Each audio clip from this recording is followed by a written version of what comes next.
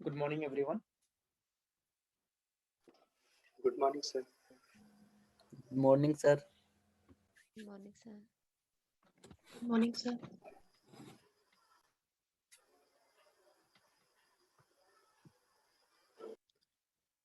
Sir आप ठीक है? आपकी तबीयत? मेरी तबीयत 3-4 दिन ही खराब थी, उसके बाद घर पे चला गया था, कुछ अर्जेंट काम था। ओके।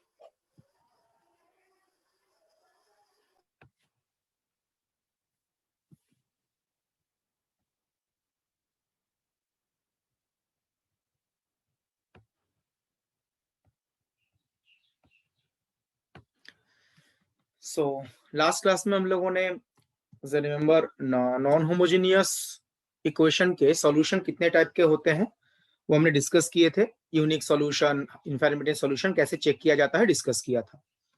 तो नेक्स्ट पार्ट जो हम डिस्कस करेंगे वो है जो system of homogeneous linear equations हैं उनके कितने टाइप के सॉल्यूशन होते हैं और वो कब एग्जिस्ट करता है, और उसके बाद इसी कॉन्सेप्ट को यूज करके हम आइगेन वैल्यू और आइगेन वेक्टर्स के बारे में डिस्कस करेंगे। Okay, so nature of the solution of the system of simultaneous linear homogeneous equations।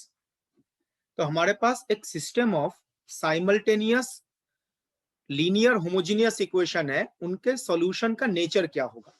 ठीक है, तो यहां पे आप देख सकते हैं we have a system of n linear homogeneous equations with n unknown variables.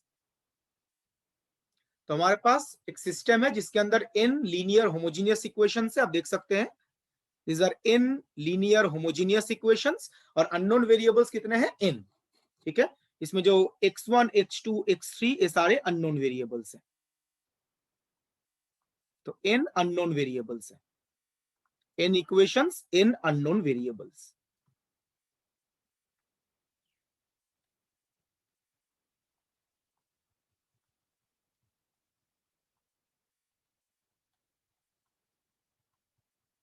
Okay, और ये नॉन होमोजेनियस इक्वेशन है।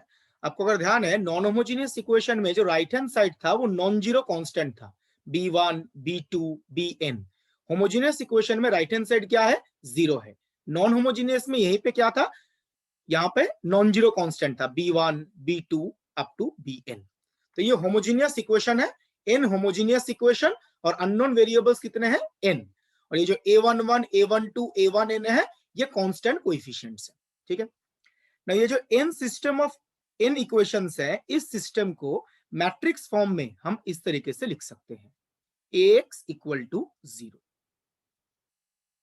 ये सेम तरीका हमने नॉन होमोजेनियस इक्वेशन में भी यूज किया था, वहां पे just ax equal to b आया था, यहाँ पे ax equal to 0। X A को क्या बोला जाता है, a है कोएफिशिएंट मैट्रिक्स। जो a मैट्रिक्स है उसके अंदर क्या रहता है, ये कोएफिशिएंट होते हैं, a11 a12 a1n ये कोएफिशिएंट्स होते हैं। और x एक कॉलम मैट्रिक्स है, इस कॉलम मैट्रिक्स के अंदर क्या रहता है, ये unknown variables x1 x2 xn। तो a को बोला जाता है कोएफिशिएंट मैट्रिक्स जिसके अंदर कोएफिशिएंट होते हैं, और x होता है कॉलम मैट्रिक्स जिसके अंदर unknown variables x1 x2 xn ये होता है। तो इन n इक्वेशन को मैट्रिक्स का फॉर्म में हम इस तरीके से लिख सकते हैं। तो मैं आगे प्रोसीड कर रहा हूं। ये मैथमेटिक्स नॉन होमोजेनियस इक्वेशन जैसा ही है, जस्ट नॉन होमोजेनियस इक्वेशन में राइट हैंड साइड में नॉन जीरो कांस्टेंट होता है, इस केस में राइट हैंड साइड में क्या है, जीरो है। ओके सर ये कौन सी स्लाइड है? First slide. Okay sir. जैसे बताया गया a जो है वो कोएफिशिएंट मैट्रिक्स है,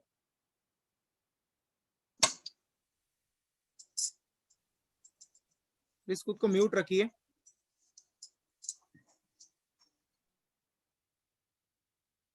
तो a is the coefficient matrix जो एक स्क्वायर मैट्रिक्स है n cross n।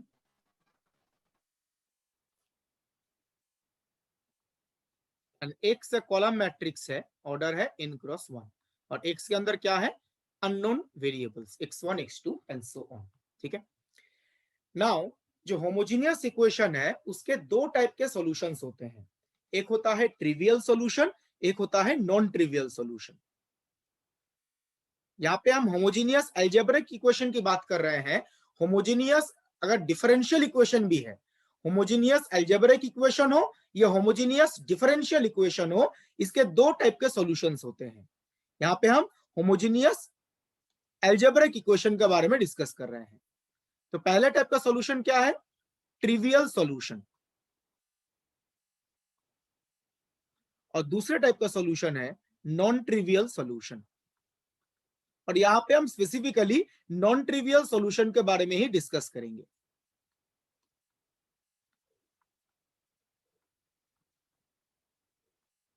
Because trivial solution जो है उसका एज सच कोई सिग्निफिकेंस नहीं है।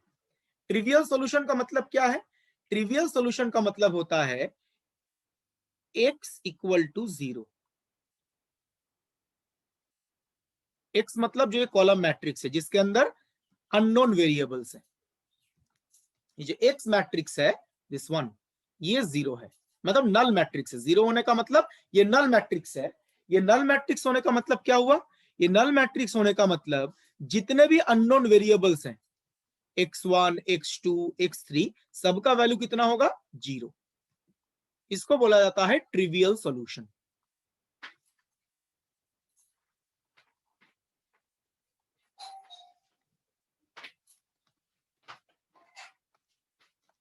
ठीक है, तो ट्रिवियल सॉल्यूशन का मतलब है capital X equal to 0। Capital X 0 मतलब ये नल मैट्रिक्स है। ये 0 होने का मतलब ये जितने भी अननोन वेरिएबल्स है वो सारे 0 है।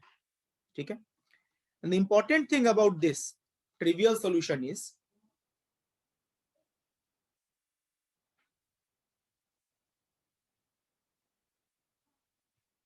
it always exists.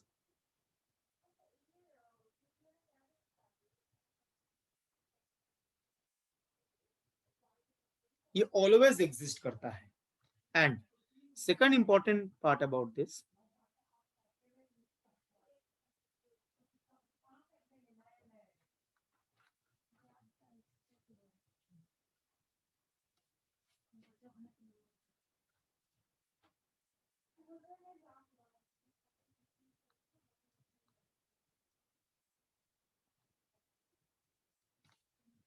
ठीक है, तो ट्रिवियल सॉल्यूशन जो है इट ऑलवेज एग्जिस्ट और ये यूनिक सॉल्यूशन है। मतलब ऑलवेज एग्जिस्ट होने का मतलब क्या है? मैं थोड़ा पीछे स्लाइड में जा रहा हूं। ऑलवेज एग्जिस्ट का मतलब होता है इसके एग्जिस्टेंस के ऊपर कोई कंडीशन नहीं है, ये ऑलवेज एग्जिस्ट करेगा। क्यों ऐसा? मैं थोड़ा पीछे जा रहा हूं। ये हमारे पास इक्वेशन है a11 x1 a12 x2 plus a1n xn equal to 0। अब मुझे बताइए x1 0, x2 0, xn 0, ये जितने भी अननोन वेरिएबल्स हैं x1 x2 x3 up to xn, ये सारे 0 अगर हो गए तो इक्वल टू तो 0 ही आएगा। ट्रिवियल सॉल्यूशन का मतलब है x1 x2 xn सारे 0 होंगे। अगर ये सारे 0 होते हैं तो समथिंग इंटू 0, समथिंग इंटू 0, ये सारा ऐड करके क्या आएगा? 0 आएगा। इसका मतलब x1 x2 xn ये सारे अगर 0 बन गए तो ये इक्वेशन ऑलवेज सेटिस्फाई करेगा। a11 a12 इनका कोई भी फाइनाइट वैल्यू आप ले सकते हैं। ये जो a11 a12 a1 जो कोएफिशिएंट्स हैं इनका कोई भी फाइनाइट वैल्यू कंसीडर कीजिए, ये इक्वेशन ऑलवेज सेटिस्फाई करेगा फॉर ट्रिवियल सॉल्यूशन। मतलब ट्रिवियल सॉल्यूशन जो है वो कोएफिशिएंट पे डिपेंड नहीं करता। जो ट्रिवियल सॉल्यूशन है वो कोएफिशिएंट पे डिपेंड नहीं करता, ये ध्यान रखिएगा। इसलिए बोला गया ऑलवेज एग्जिस्ट करता है। a11 a12 का वैल्यू कुछ भी हो, ये इक्वेशन ऑलवेज सेटिस्फाई करेगा फॉर ट्रिवियल सॉल्यूशन। इसलिए बोला गया है trivial solution always exist. Always exist का मतलब वो इन कोएफिशिएंट पे डिपेंड नहीं करता।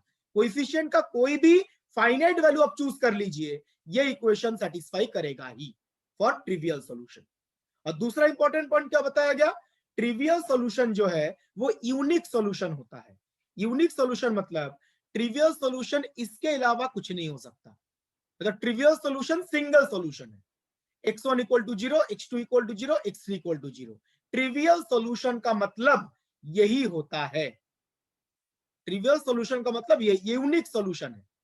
ठीक है, जैसे हम देखेंगे नॉन ट्रिवियल सॉल्यूशन जो है वो यूनिक नहीं होगा, वो डिफरेंट डिफरेंट फॉर्मेट का हो सकता है। बट यूनिक सॉल्यूशन ऑलवेज यही होगा, इसके अलावा कुछ नहीं हो सकता।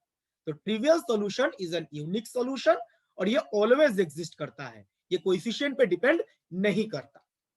बट जैसे मैंने बताया इसका कोई सिग्निफिकेंस नहीं है, इट इज इनसिग्निफिकेंट सॉल्यूशन, तो इसका कोई ऐसा यूज नहीं है। ठीक है, जो हम इंटरेस्टेड है वो है about non trivial solution. Non trivial solution का मतलब है capital X is not equal to 0। ये जो X है ये नल मैट्रिक्स नहीं है। नल मैट्रिक्स होने का मतलब, सॉरी, नल मैट्रिक्स ना होने का मतलब क्या है? At least one element is non zero. तो मैट्रिक्स का एटलीस्ट एक एलिमेंट नॉन जीरो है, मतलब सारे एक साथ जीरो नहीं होंगे, x1 x2 x3 सारे एक साथ जीरो नहीं हो सकते। ट्रिवियल सॉल्यूशन में क्या था? सारे एलिमेंट्स ही जीरो हो रहे थे। इस केस में सारे एलिमेंट एक साथ जीरो नहीं होंगे, एटलीस्ट एक एलिमेंट तो नॉन जीरो होगा। ये नॉन जीरो है, राइट? एटलीस्ट एक एलिमेंट जो है वो नॉन जीरो है। ठीक है, and one more important thing, ये सॉल्यूशन यूनिक सॉल्यूशन नहीं होता, मतलब नॉन ट्रिवियल सॉल्यूशन बहुत सारे एग्जिस्ट कर सकते हैं। It is not N unique solution. जब हम कुछ देर बाद आइगेन वैल्यू और आइगेन वेक्टर के बारे में डिस्कस करेंगे तो हम देखेंगे ये जो आइगेन वेक्टर हम बोलते हैं ना, तो आइगेन वेक्टर बेसिकली एक नॉन ट्रिवियल सॉल्यूशन है। जो आइगेन वेक्टर है वो बेसिकली नॉन ट्रिवियल सॉल्यूशन है। और आइगेन वेक्टर भी यूनिक नहीं होता, आइगेन वेक्टर के भी डिफरेंट डिफरेंट फॉर्मेट्स पॉसिबल हैं। मतलब एक आइगेन वैल्यू के कॉरिस्पॉन्डिंग हम infinite number of eigen vectors लिख पाएंगे। ठीक है, तो नॉन ट्रिवियल सॉल्यूशन जो है वो यूनिक सॉल्यूशन नहीं है, ऐसे infinite number of solution exist कर सकते हैं। The most important thing, non trivial solution exist करने का कंडीशन क्या है, ये हमें ध्यान रखना है। तो देखिए क्या लिखा गया, condition for the existence of non trivial solution, determinant of A equal to 0। Non trivial solution तभी एग्जिस्ट करेगा जब डिटर्मिनेंट ऑफ ए, जो ए क्या है? ए है कोएफिशिएंट मैट्रिक्स, इसका डिटर्मिनेंट 0 होना चाहिए तभी एक, मतलब ये थ्योरेटिकली चेक करके देखा गया है, जो कोएफिशिएंट मैट्रिक्स का डिटर्मिनेंट 0 आना चाहिए तभी नॉन ट्रिवियल सॉल्यूशन एग्जिस्ट करेगा। इस केस में कोएफिशिएंट मैट्रिक्स क्या है? A. So determinant of coefficient matrix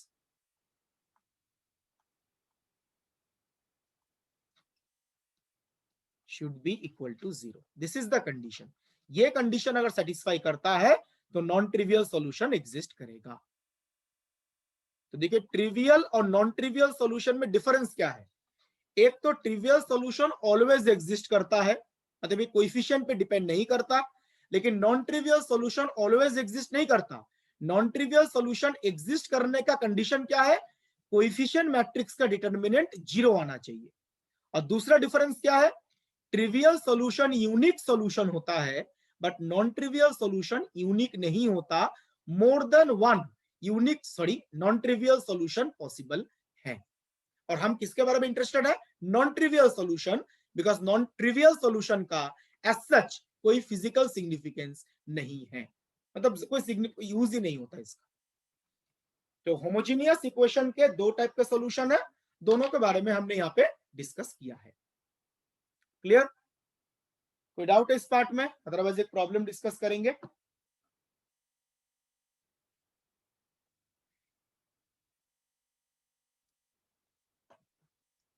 तो मैं आगे प्रोसीड कर रहा हूं।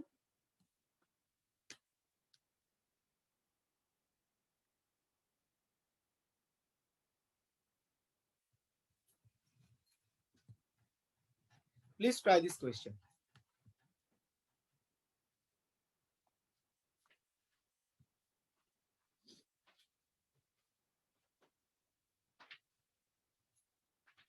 क्वेश्चन में एक सिस्टम ऑफ इक्वेशंस गिवन है, तो इक्वेशन देख के पहले तो आपको ये आइडिया लगाना पड़ेगा ये होमोजेनियस है या नॉन होमोजेनियस।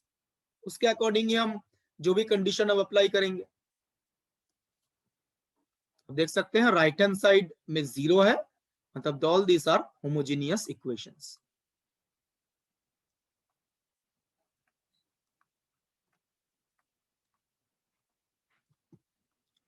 क्या पूछा गया है? The values of k for which the system of equations has a non trivial solution. k के किस वैल्यू के लिए नॉन ट्रिवियल सॉल्यूशन एग्जिस्ट करेगा?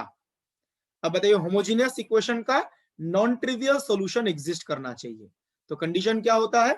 जो कोएफिशिएंट मैट्रिक्स है उसका डिटर्मिनेंट 0 आना चाहिए। तो ये कंडीशन अप्लाई करेंगे।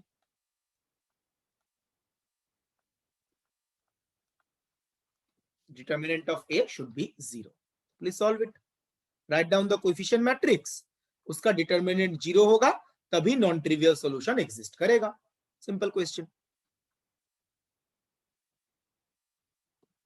ये क्या है देखिए, 1 minus k, 1 k plus 3 minus k, 3 1 minus 1।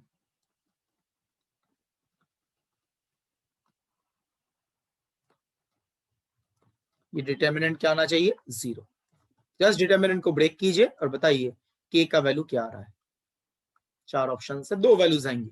I think एक क्वाड्रेटिक इक्वेशन बनेगा, 2 वैल्यूज आएंगी। Please check it.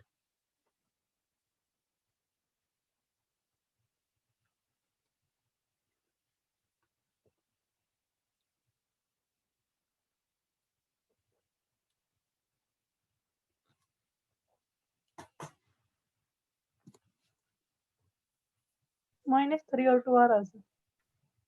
-3 and 2, okay.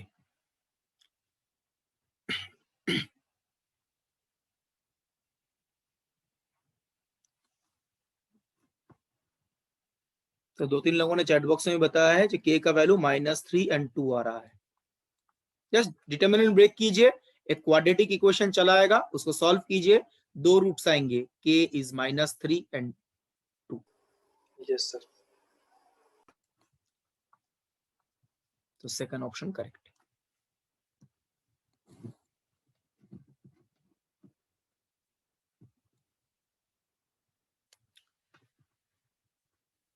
तो मैं आगे प्रोसीड कर रहा हूं।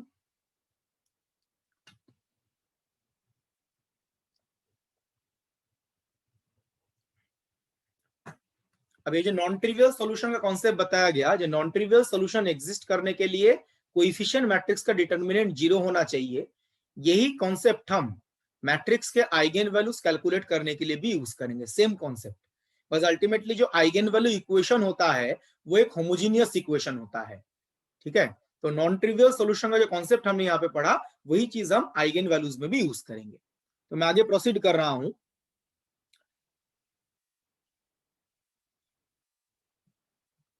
Eigen values and eigen vectors of A matrix.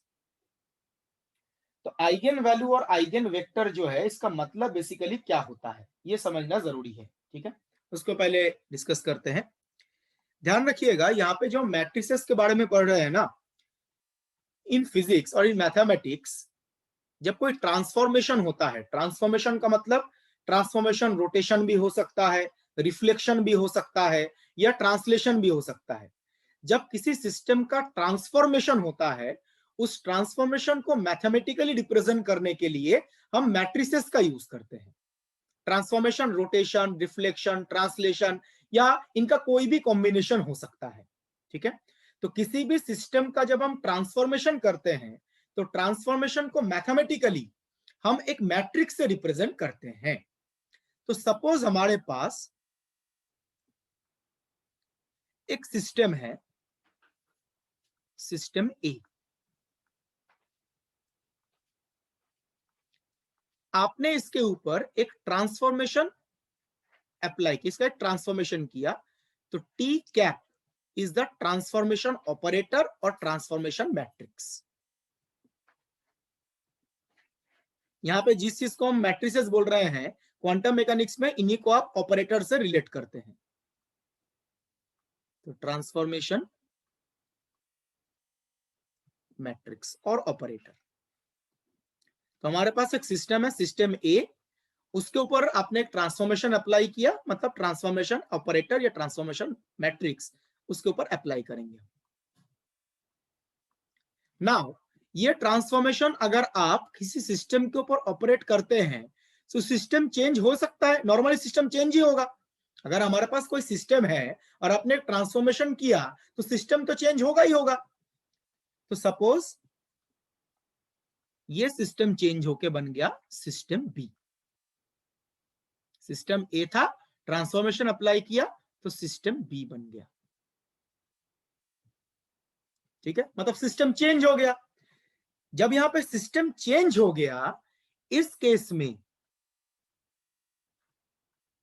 This is not an eigen value equation.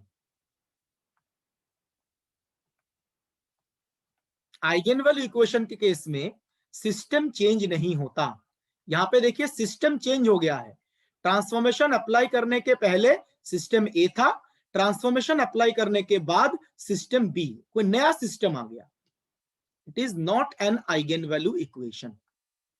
ये सेम कॉन्सेप्ट बाद में मैट्रिसेस में और क्वांटम मैकेनिक्स में भी आप लोग फ्रीक्वेंटली यूज करते हैं। ठीक है, नाउ अगर ऐसा होता, आपने सिस्टम ए के ऊपर ट्रांसफॉर्मेशन ऑपरेट किया,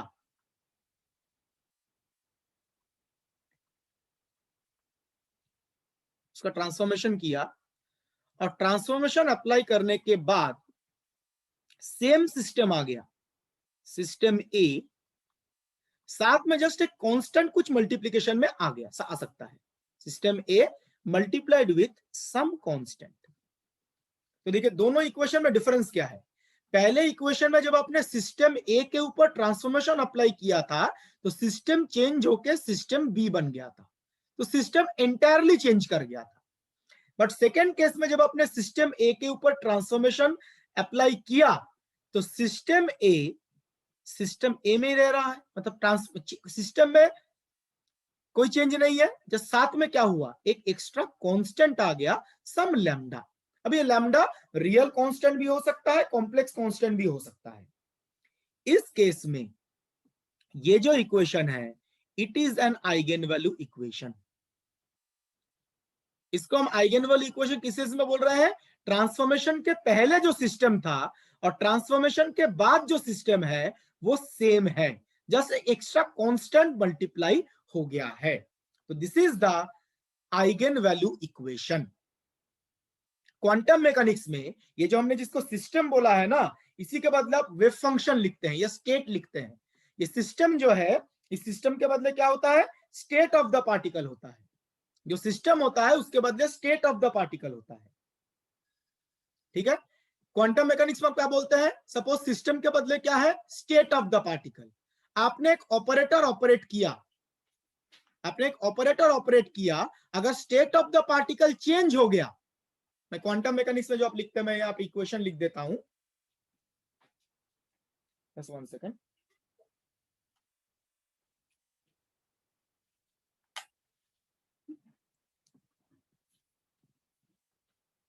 इन क्वांटम मैकेनिक्स सिस्टम के बदले स्टेट आता है। तो सपोज हमारे पास एक स्टेट है साई ए, आपने एक ऑपरेटर ऑपरेट कर दिया, साई 1 लिखते हैं। ए कैप एक ट्रांसफॉर्मेशन को रिप्रेजेंट कर रहा है और ये ऑपरेट करने के बाद ये एक नया सिस्टम, नया स्टेट चलाया साई 2। सिस्टम के बदले यहाँ पे स्टेट ऑफ द पार्टिकल है। तो साई 1 के ऊपर आपने ए कैप ऑपरेट किया और साई 2 चलाया, यहाँ पे तो state of the particle entirely change कर गया, साई 1 था साई 2 बन गया। It is not an eigen value equation. इस केस में हम आइगन वैल्यू आइगन स्टेट की बात नहीं करते।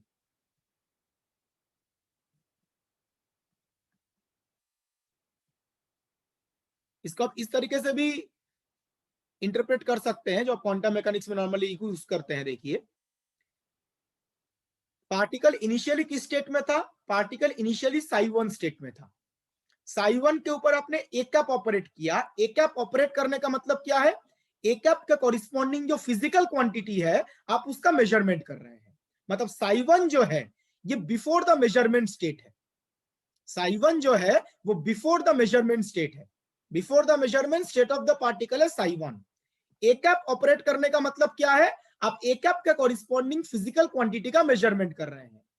तो before the measurement psi one state है, जब आपने ए का मेजरमेंट किया due to measurement state of the particle change हो गया। So before the measurement psi one state था, मेजरमेंट करने के बाद स्टेट क्या हो गया, साई2। तो it is not an eigen value equation.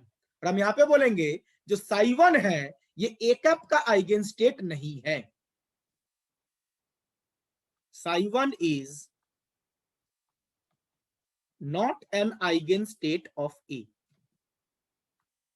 Because जब आप साई1 के ऊपर ए का मेजरमेंट कर रहे हैं तो स्टेट चेंज हो रहा है। तो psi one is not an eigenstate of A cap.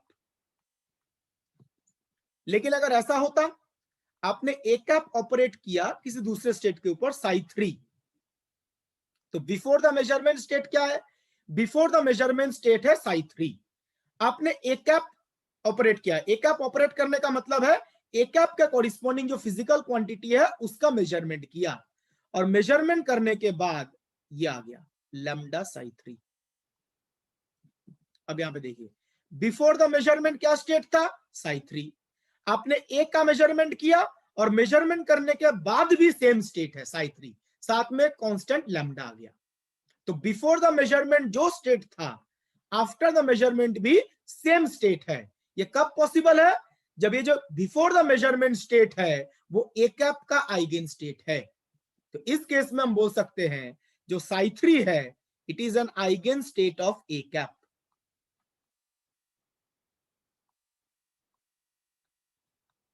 And is a very important concept in quantum mechanics. ध्यान रखिएगा, before the measurement and after the measurement जो स्टेट है, मैं बिफोर द मेजरमेंट स्टेट को इनिशियल स्टेट बोल रहा हूं और आफ्टर द मेजरमेंट स्टेट को फाइनल स्टेट बोल रहा हूं। तो before the measurement state initial state and after the measurement जो स्टेट है सपोज वो फाइनल स्टेट है।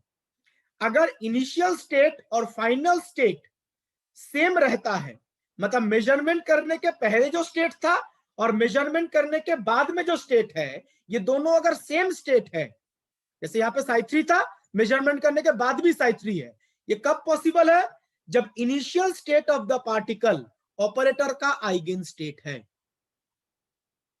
मेजरमेंट करने के बाद पार्टिकल का स्टेट अगर सेम है, मतलब पार्टिकल सेम स्टेट में है, इसका मतलब जो इनिशियल स्टेट है वो ऑपरेटर का आइगन स्टेट है। अगर ऐसा हुआ, इनिशियल स्टेट इस केस में क्या था, साई1, आपने मेजरमेंट किया और क्या बन गया, साई2। तो पहले वाले केस में इनिशियल स्टेट और फाइनल स्टेट सेम नहीं है, मेजरमेंट करने के पहले जो स्टेट था और मेजरमेंट करने के बाद जो स्टेट है वो डिफरेंट है। इस केस में जो इनिशियल स्टेट है वो ऑपरेटर का आइगन स्टेट नहीं है। तो इनिशियल स्टेट फाइनल स्टेट अगर सेम है, मतलब मेजरमेंट करने के पहले और मेजरमेंट करने के बाद अगर पार्टिकल सेम स्टेट में है, मतलब पार्टिकल का जो स्टेट है, जो इनिशियल स्टेट था वो ए कैप का आइगन स्टेट है। लेकिन अगर इनिशियल स्टेट और फाइनल स्टेट डिफरेंट है तो इनिशियल स्टेट ऑपरेटर का आइगन स्टेट नहीं है। Is a very important concept जो क्वांटम मैकेनिक्स में आप फ्रीक्वेंटली यूज करते हैं। Initial state final state same है तो आइगन स्टेट है, initial state final state different है तो आइगन स्टेट नहीं है। यहां पे हम क्या बोल रहे हैं, स्टेट के बदले जो सिस्टम वर्ड यूज कर रहे हैं। ट्रांसफॉर्मेशन अप्लाई करने की वजह से अगर सिस्टम चेंज हो गया तब ये आइगन वैल्यू इक्वेशन नहीं है। लेकिन अगर ये सिस्टम सेम रह गया, पहले क्या था सिस्टम ए, ट्रांसफॉर्मेशन अप्लाई किया तो सिस्टम ए ही रह गया। मैं इसको थोड़ा चेंज कर देता हूं, अदरवाइज आपको थोड़ा कंफ्यूजन हो जाएगा। जो ऊपर भी सिस्टम ए लिखा है, यहाँ पे भी सिस्टम ए लिखा है, दोनों एक साथ कैसे पॉसिबल है। सपोज सिस्टम सी और ये भी सिस्टम सी है, तो सिस्टम सी के ऊपर ऑपरेट किया और सेम सिस्टम रह गया, ये आइगन वैल्यू इक्वेशन है। इस केस में हम क्या बोलेंगे, इस केस में हम बोलेंगे जो सिस्टम सी है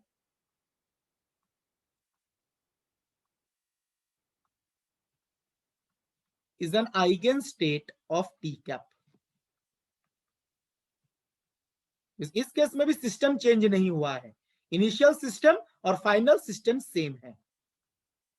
this is eigen state of या आइगन सिस्टम। ये सारे इक्विवेलेंट नेम्स हैं, ठीक है। Eigen system of T cap.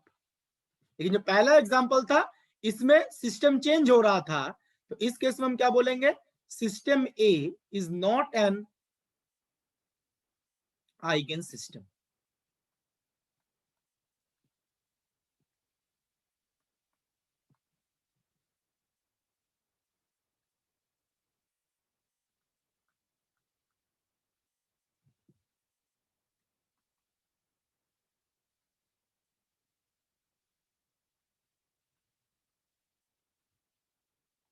ठीक है, सिस्टम ए जो है वो टी कैप का आइगन सिस्टम नहीं है, बट सिस्टम सी जो है वो टी कैप का आइगन सिस्टम है। बिकॉज सिस्टम ए पे जब आपने ऑपरेट किया तो सिस्टम चेंज हो गया, इसलिए आइगन सिस्टम नहीं है। और सिस्टम सी के ऊपर जब आपने ऑपरेट किया था तो सेम सिस्टम आ गया, तो system C is an eigen system. और जो लैम्डा मल्टीप्लिकेशन में आया, यहाँ पे भी लैम्डा था, यहाँ पे भी लैम्डा था, इसको बोला जाता है आइगन वैल्यू। लैम्डा जो है इसको बोला जाता है आइगन वैल्यू। ठीक है, जैसे आप लोग पढ़ते हैं क्वांटम मैकेनिक्स में, ये आइगन वैल्यू का मतलब क्या होता है, possible results of measurement. Mathematics में इसका मतलब क्या है भी कुछ देर बाद हम डिस्कस करेंगे। तो lambda is the eigen value और सी जो है ये आइगन सिस्टम है। यहां पे ध्यान रखिएगा, eigensystem, eigenstate, eigenfunction और आइगन वेक्टर, इन तीनों का मतलब सेम है। Eigensystem, eigenstate, eigenfunction, eigenvector, इन सबका मतलब सेम है। आइगन वर्ड यूज करने का मतलब क्या, आपको ये आइडिया, आपको ये पता होना चाहिए सिस्टम और आइगन सिस्टम में क्या डिफरेंस है। अगर सिर्फ सिस्टम की हम बात करें, सिस्टम में जब आप ट्रांसफॉर्मेशन ऑपरेट करेंगे तो सिस्टम चेंज हो भी सकता है, नहीं भी हो सकता है। जैसे सिस्टम है, अगर आपने सिस्टम के ऊपर ट्रांसफॉर्मेशन ऑपरेट किया तो सिस्टम चेंज हो भी सकता है, नहीं भी हो सकता है। लेकिन आइगन सिस्टम के केस में सिस्टम चेंज नहीं होगा। ट्रांसफॉर्मेशन करने के पहले जो सिस्टम था, ट्रांसफॉर्मेशन करने के बाद भी सेम सिस्टम होगा। तो सिस्टम और आइगन सिस्टम डिफरेंट है। आप ऐसे भी सोच सकते हैं, eigen system is a subset of system. Eigen system जो है वो सिस्टम का सबसेट है। System can be anything. System जब है, अब बोलते हैं सिस्टम, अगर आपको बोले दोनों में डिफरेंस क्या है, तो आप बोलेंगे सिस्टम के ऊपर अगर आपने ट्रांसफॉर्मेशन अप्लाई किया तो सिस्टम चेंज हो भी सकता है, नहीं भी हो सकता। लेकिन अगर आपने आइगन सिस्टम के ऊपर ट्रांसफॉर्मेशन ऑपरेट किया तो वो सिस्टम चेंज नहीं होता। And same is true in quantum mechanics also. Quantum mechanics में आप कुछ कुछ जगह पे स्टेट की बात करते हैं, कुछ कुछ जगह पे आइगन स्टेट की बात करते हैं। अब स्टेट भी यूज करते हैं, आइगन स्टेट भी यूज करते हैं। जो आइगन स्टेट है वो स्टेट का एक सबसेट है। Eigen state is a subset of state. ठीक है, दोनों में डिफरेंस क्या है। Suppose state of the particle के ऊपर कोई भी आर्बिट्ररी स्टेट आपने कंसीडर किया, स्टेट ऑफ द पार्टिकल के ऊपर अगर आप किसी फिजिकल क्वांटिटी का मेजरमेंट कर रहे हैं तो before the measurement, after the measurement state same हो भी सकता है, नहीं भी हो सकता। रिपीटिंग, आपने कोई भी आर्बिट्ररी स्टेट कंसीडर किया और उसके ऊपर किसी फिजिकल क्वांटिटी का मेजरमेंट किया तो before the measurement, after state same भी हो सकता है, डिफरेंट भी हो सकता है। लेकिन अगर हम आइगन स्टेट की बात करें, अगर आप आइगन स्टेट के ऊपर, और इस I3 किसका आइगन स्टेट है, ए कैप का, अगर आपने आइगन स्टेट के ऊपर ए कैप का मेजरमेंट किया तो before the measurement, after the measurement state same रहेगा। तो स्टेट ऑफ द पार्टिकल में before the measurement, after the measurement state same होना जरूरी नहीं है। स्टेट सेम हो भी सकता है, नहीं भी हो सकता है। आइगन स्टेट के केस में before the measurement, after the measurement state same रहेगा। बट यहां पे और एक चीज मेंशन किया जाए, इसमें भी आप कंफ्यूज होंगे। ध्यान रखिएगा, क्वांटम मैकेनिक्स में आप लोग बहुत सारे ऑपरेटर्स के बारे में पढ़ते हैं, position operator, linear momentum operator, energy operator, सबके बारे में पढ़ते हैं। नाउ सपोज जो स्टेट ऑफ द पार्टिकल है वो एनर्जी का आइगन स्टेट है। Listen this carefully. State of the particle जो है वो किसका आइगन स्टेट है? एनर्जी का आइगन स्टेट है। तो एनर्जी आइगन स्टेट के ऊपर अगर अपने एनर्जी का ऑपरेटर ऑपरेट किया तब वो चेंज नहीं होगा। स्टेट क्या है? Energy eigen state. आपने क्या ऑपरेट किया है? एनर्जी ऑपरेटर, तब वो स्टेट चेंज नहीं होगा। लेकिन एनर्जी आइगन स्टेट के ऊपर अगर आपने पोजीशन ऑपरेटर ऑपरेट कर दिया तब सिस्टम चेंज होगा। ध्यान रखिएगा, एनर्जी आइगन स्टेट के ऊपर, जस्ट मैं लिख देता हूं यहां पर, अपने क्वांटम में पढ़ा भी होगा ये सारी चीजें।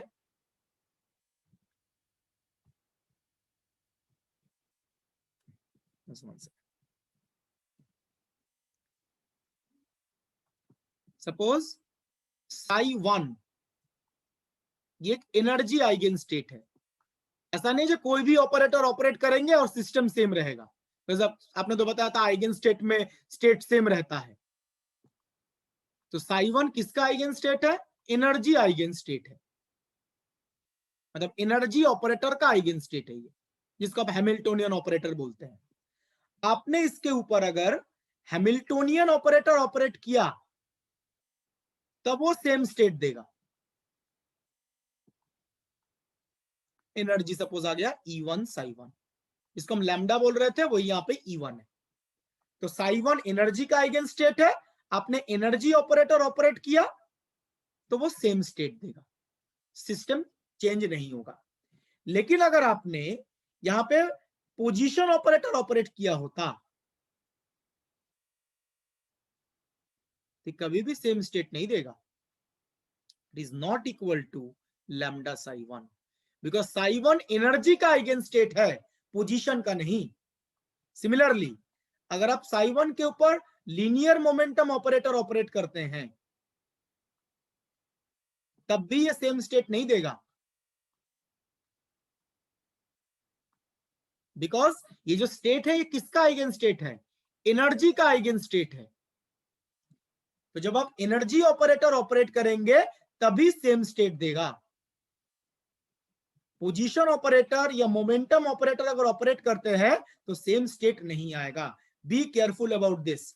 जिसका आइगन स्टेट है वो ऑपरेटर ऑपरेट करेंगे तभी सेम स्टेट आएगा। कोई दूसरा ऑपरेटर ऑपरेट करेंगे तो सेम स्टेट नहीं देगा।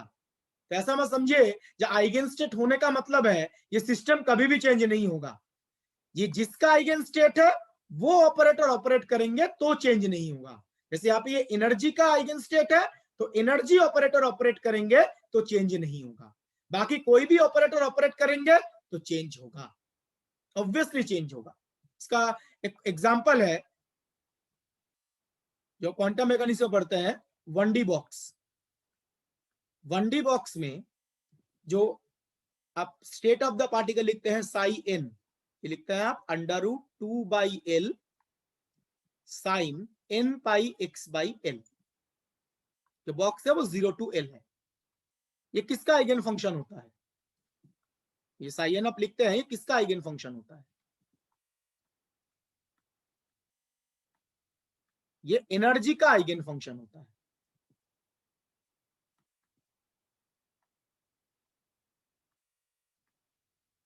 इसका मतलब जब आप इसके ऊपर हैमिल्टोनियन ऑपरेटर ऑपरेट करेंगे H cap acting on psi n, तभी ये सेम स्टेट देगा। और साथ में क्या आएगा? Energy eigen value.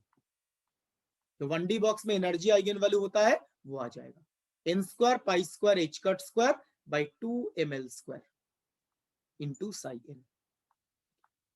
किसका आइगन स्टेट है? एनर्जी का। तो जब आप एनर्जी ऑपरेटर ऑपरेट करेंगे तभी ये सेम स्टेट वापस देगा।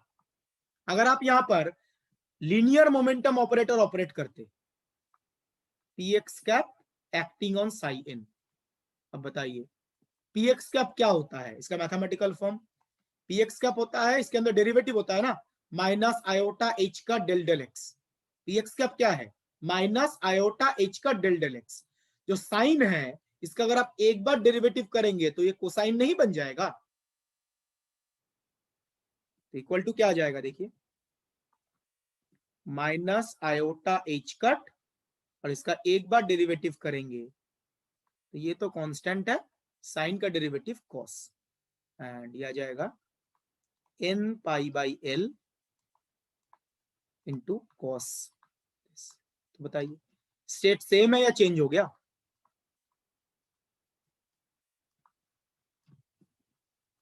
It is not equal to lambda psi n। तो जो ऊपर बताया गया था ये एनर्जी आइगन स्टेट है, तो एनर्जी ऑपरेटर ऑपरेट करेंगे तभी सेम स्टेट वापस आएगा।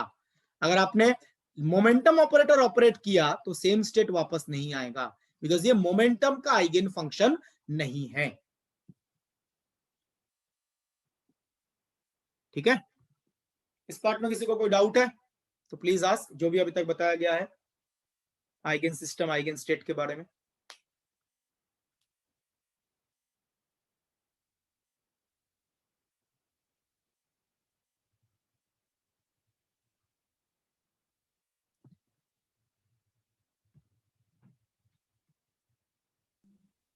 सर एक सेकंड, लास्ट स्लाइड ओपन।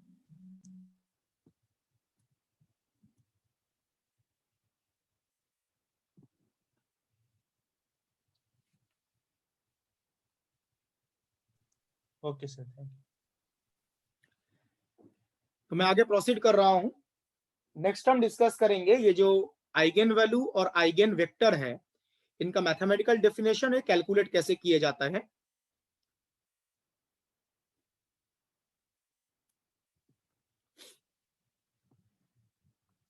तो जैसे बताया गया, आइगन वैल्यू या आइगन वेक्टर का मतलब है ट्रांसफॉर्मेशन के पहले जो सिस्टम था और ट्रांसफॉर्मेशन के बाद जो सिस्टम है, ट्रांसफॉर्मेशन के पहले जो सिस्टम है और ट्रांसफॉर्मेशन के बाद जो सिस्टम है ये सेम रहेगा, साथ में कांस्टेंट आ सकता है, तब उसको हम बोलते हैं आइगन वैल्यू इक्वेशन आ रहा है।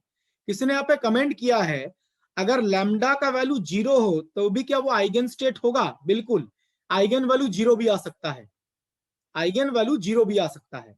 लेकिन यहाँ पे थोड़ा ध्यान रखिएगा, ये मैं थोड़ा पीछे जाके यहाँ पे लिख देता हूं। इसने क्वेश्चन किया आइगन वैल्यू अगर 0 है तब भी क्या आइगन स्टेट होगा? बिल्कुल होगा। अब ये आइगन वैल्यू 0 होना, इसमें थोड़ा कंफ्यूजन क्रिएट कुछ जगह पे होता है, वो मैं यहाँ पे डिस्कस कर देता हूँ। ठीक है, और स्पेसिफिकली क्वांटम मैकेनिक्स में कंफ्यूजन आता है, मैथमेटिक्स में इतना कंफ्यूजन नहीं आता, क्वांटम मैकेनिक्स में कंफ्यूजन क्रिएट होता है। जैसे क्वांटम मैकेनिक्स में आप लोगों ने इस टाइप के स्टेट्स के बारे में तो पढ़ा ही होगा, हाइड्रोजन एटम में साई NLM, ये किसके इसके आइगन स्टेट्स होते हैं? ये एनर्जी का आइगन स्टेट होता है in case of hydrogen atom. These are eigenstates of Hamiltonian, L square and LZ, इन तीनों का आइगन स्टेट होता है। सपोज हमारे पास एक स्टेट है साई 210 और इसके ऊपर आपने LZ ऑपरेटर ऑपरेट कर दिया, तो बताइए LZ का आइगन वैल्यू क्या होता है? जनरल फॉर्मूला क्या है LZ का eigen value? MH cut, under root नहीं आता LZ में, LZ में MH कट होता है और यहाँ पे M का वैल्यू कितना है? 0। तो इस केस में आइगन वैल्यू कितना आएगा? 0 ही तो आएगा।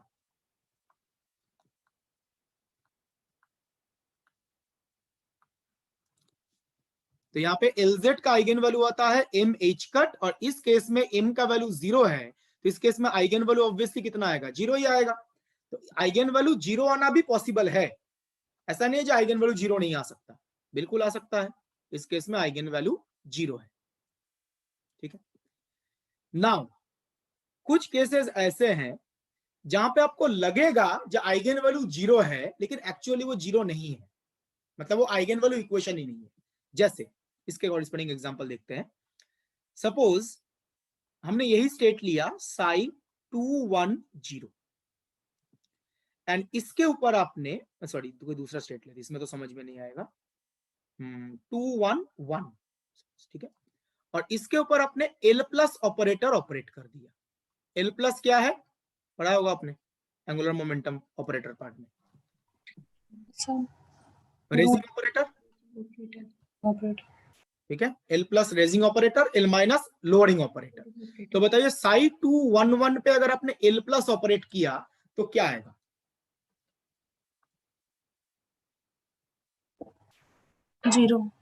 0 आएगा ना, बिकॉज 211 के ऊपर तो कोई स्टेट अवेलेबल ही नहीं है ना।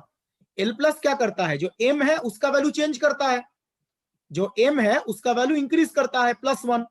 अब 212 ऐसा कोई स्टेट थोड़ी ना पॉसिबल है, 212 तो है ही नहीं, तो इक्वल टू कितना आएगा? 0, बिकॉज ये हाईएस्ट पॉसिबल स्टेट है।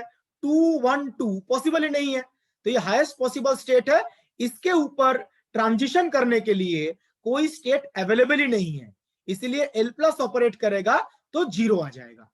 यहां पे इसका मतलब ये 0 क्यों आया है, बिकॉज इसके ऊपर ट्रांजिशन करने के लिए कोई स्टेट अवेलेबल नहीं है, या हाईएस्ट पॉसिबल स्टेट है, इसके ऊपर ट्रांजिशन करने के लिए कोई स्टेट अवेलेबल नहीं है, इसलिए 0 लिखा गया है। गलती से इसको आइगन वैल्यू मत बोल दीजिएगा, जब आपने इसको लिख दिया this is equal to 0 into psi 211, it is wrong thing, wrong concept है ये, इसको ऐसे नहीं लिख सकते। ये 0 ही तो आया है, 0 इंटू समथिंग तो 0 ही होता है, ये कॉन्सेप्चुअली रॉन्ग है। बिकॉज ये 0 लिखने का सिग्निफिकेंस क्या है, 0 लिखने का सिग्निफिकेंस है ये हाईएस्ट पॉसिबल स्टेट है, इसके ऊपर ट्रांजिशन करने के लिए कोई स्टेट अवेलेबल ही नहीं है, इसलिए हमने 0 लिखा है। तो इस 0 को आप गलती से ये मत लिख दीजिएगा, यहां पे इसको आइगन वैल्यू बोलना कॉन्सेप्चुअली रॉन्ग है। ये 0 का मतलब इसके ऊपर कोई स्टेट अवेलेबल नहीं है, ठीक है। और ये आप ध्यान रखिए, ये साई NLM है, ये क्या रेजिंग ऑपरेटर का आइगन स्टेट होता है? नहीं होता, ठीक है। तो यहाँ पे 0 का मतलब है इसके ऊपर कोई स्टेट अवेलेबल नहीं है, इसको गलती से ये मत लिख दीजिएगा, it is not an eigen value equation. Because ये मैथमेटिकली सही लग रहा है, 0 इंटू समथिंग तो 0 ही होता है, बट वो मतलब क्वांटम मैकेनिकली गलत है, ठीक है। तो 0 आइगन वैल्यू बिल्कुल हो सकता है, लेकिन क्वांटम मैकेनिक्स में कुछ जगह पे ऐसे 0 भी आ जाएंगे, इनको हम आइगन वैल्यू की तरह ट्रीट नहीं कर सकते। मैथमेटिक्स में इतना कंफ्यूजन क्रिएट नहीं होता, क्वांटम मैकेनिक्स में ही ध्यान रखना जरूरी होता है। और कोई क्वेश्चन?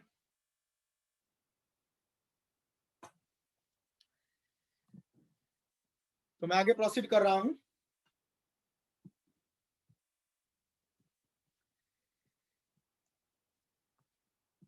तो यहां पे एक ट्रांसफॉर्मेशन कंसीडर किया गया है, नोटिस कीजिए। एक्स जो है जिसको हम स्टेट या सिस्टम बोल रहे थे वो है, तो एक्स इज ए स्टेट और सिस्टम।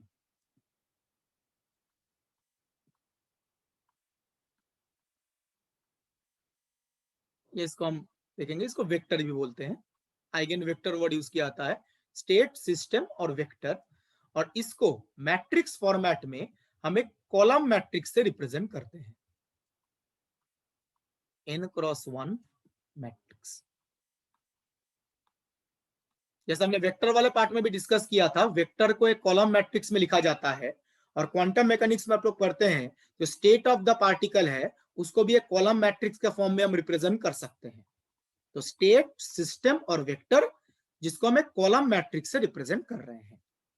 एंड साथ में जो ये ए है, ए इज द ट्रांसफॉर्मेशन मैट्रिक्स, जो ट्रांसफॉर्मेशन को रिप्रेजेंट कर रहा है।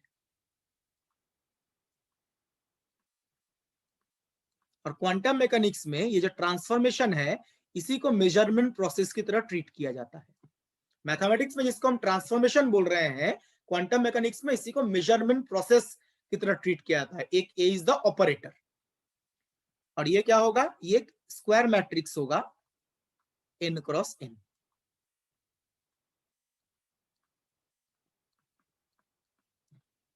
तो एक हमारे पास सिस्टम है, उसके ऊपर आपने ट्रांसफॉर्मेशन अप्लाई किया, और देखिए अप्लाई करने के बाद सेम सिस्टम है, lambda x. Apply transformation apply करने के पहले भी क्या था, एक्स ही था, ट्रांसफॉर्मेशन अप्लाई करने के बाद भी क्या है, एक्स ही है, जो साथ में एक लैम्डा मल्टीप्लाई हुआ है। लैम्डा इज ए कांस्टेंट जो रियल भी हो सकता है, कॉम्प्लेक्स भी हो सकता है मैथमेटिक्स में। लैम्डा इज ए रियल और कॉम्प्लेक्स कांस्टेंट। तो क्वांटम मैकेनिक्स आप लोग पढ़ते हैं, वहां पे आप देखते हैं फिजिकल ऑब्जर्वेबल्स के कॉरिस्पॉन्डिंग जो आइगन वैल्यू आता है वो ऑलवेज रियल नंबर्स आते हैं, बिकॉज वो हर्मिशन मैट्रिसेस हैं, हर्मिशन ऑपरेटर्स हैं। बट इन जनरल मैथमेटिक्स में जो आइगन वैल्यू है वो रियल या कॉम्प्लेक्स कांस्टेंट हो सकता है, दोनों पॉसिबल है। रियल कांस्टेंट भी हो सकता है, कॉम्प्लेक्स कांस्टेंट भी हो सकता है। तो अगर ये इक्वेशन है ax equal to lambda x, transformation के पहले जो स्टेट है, ट्रांसफॉर्मेशन के बाद भी सेम स्टेट है, तो इसी इक्वेशन को बोला जाता है आइगन वैल्यू इक्वेशन।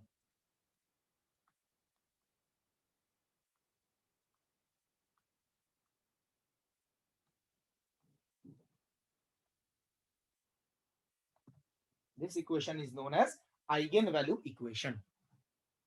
ठीक है, और लैम्डा जो है, lambda is known as the eigen value.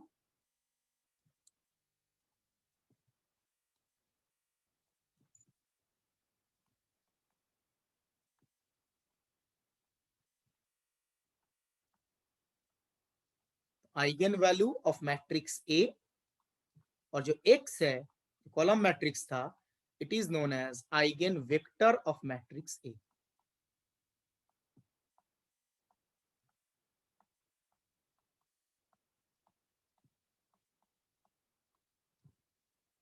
तो lambda is the eigen value of matrix A and x is the eigen vector of matrix E। ठीक है, now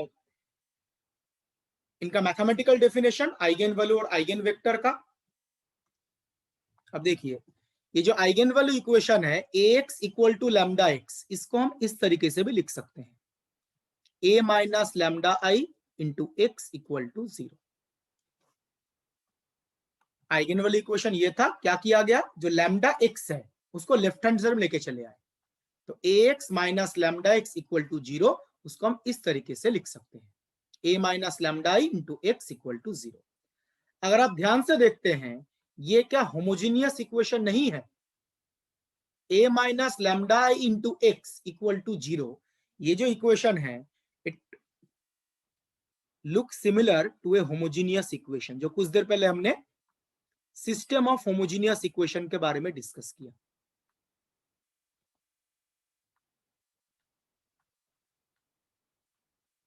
it looks like a system of homogeneous equations. Just difference यहां पे क्या है, difference यहां पे है इसमें कोएफिशिएंट मैट्रिक्स क्या है, तो बता सकता है, होमोजीनियस माइनस लैम्डा आई, राइट, इसमें जो कोएफिशिएंट मैट्रिक्स है वो है a माइनस लैम्डा आई। हमने जो होमोजीनियस इक्वेशन डिस्कस किया था उसमें कोएफिशिएंट मैट्रिक्स a था, यहाँ पे a के बदले है a माइनस लैम्डा आई।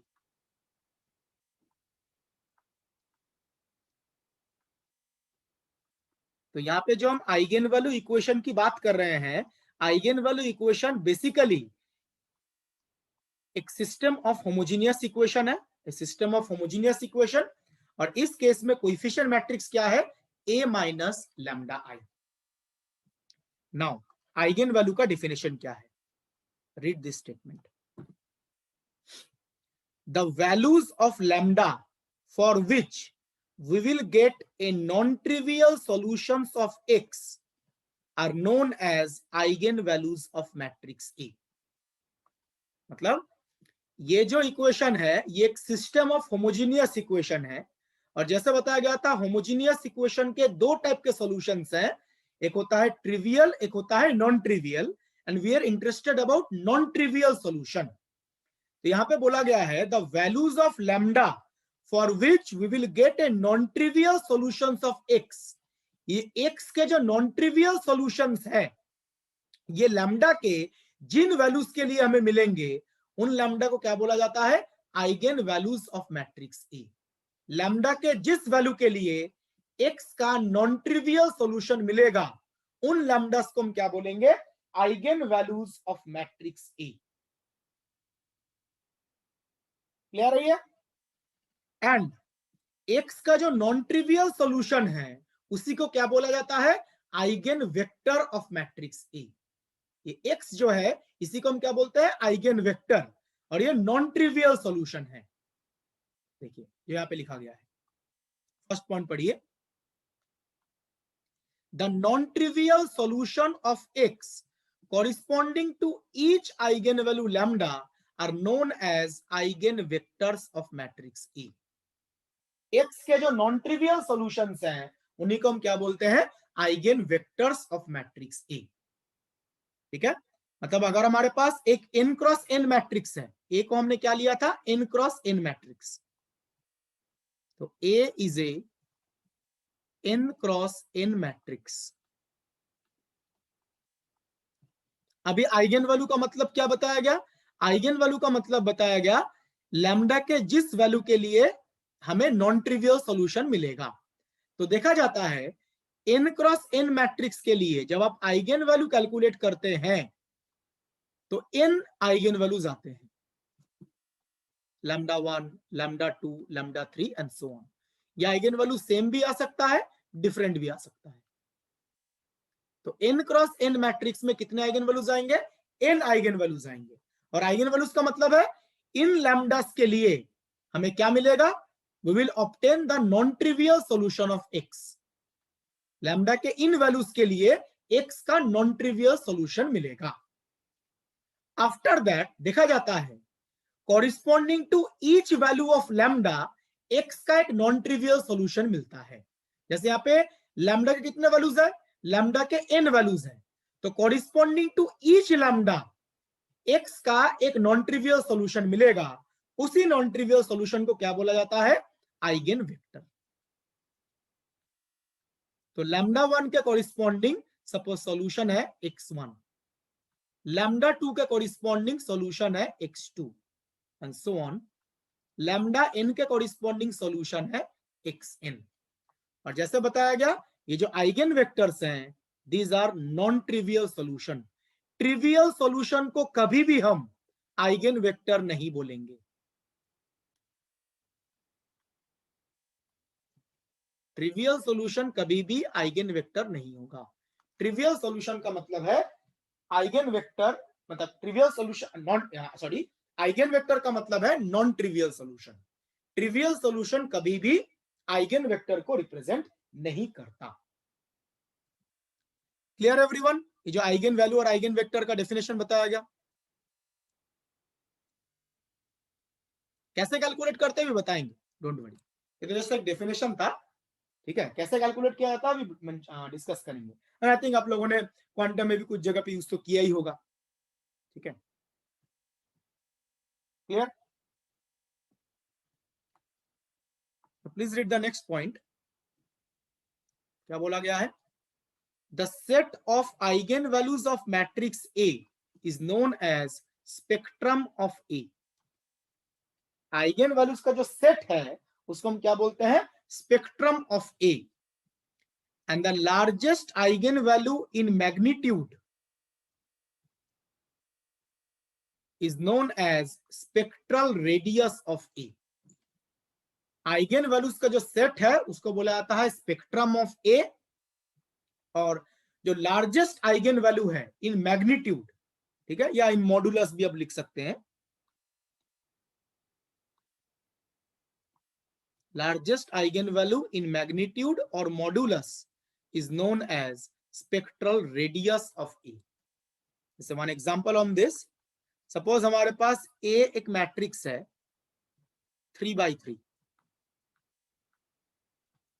इसमें एक एग्जांपल ले रहा हूं, कैलकुलेशन तो बताया जाएगा। स्पेक्ट्रम और स्पेक्ट्रल रेडियस कैसे कैलकुलेट करते हैं। ए आपका एक 3x3 मैट्रिक्स है, उसका आपने आइगन वैल्यू कैलकुलेट किया जो भी स्टैंडर्ड मेथड है, और वो आ गया -1, 4 एंड -6। तो ये जो आइगन वैल्यूज का सेट है, इस सेट को हम क्या बोलेंगे? स्पेक्ट्रम ऑफ ए। ये 3x3 मैट्रिक्स है तो 3 आइगन वैल्यूज आएंगे। n by n मैट्रिक्स होता तो n आइगन वैल्यूज आते। तो इन आइगन वैल्यूज का जो सेट है उसी को हम क्या बोलते हैं, स्पेक्ट्रम ऑफ ए। और इस केस में स्पेक्ट्रल रेडियस क्या होगा, anyone? 6. Right. Largest eigen value in magnitude बोला गया है, गलती से 4 को लार्जेस्ट मत बोल दीजिएगा, बिकॉज -6 जो है उसका मॉडुलस कितना है, 6। तो स्पेक्ट्रल रेडियस होगा 6। Largest eigen value in magnitude और इन मॉड्यूलस।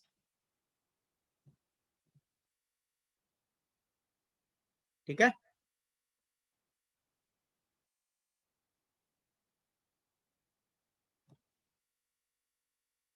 क्लियर? तो मैं आगे प्रोसीड कर रहा हूं। नेक्स्ट हम डिस्कस करेंगे ये आइगन वैल्यू और आइगन वेक्टर कैलकुलेट कैसे किया जाता है। ठीक है,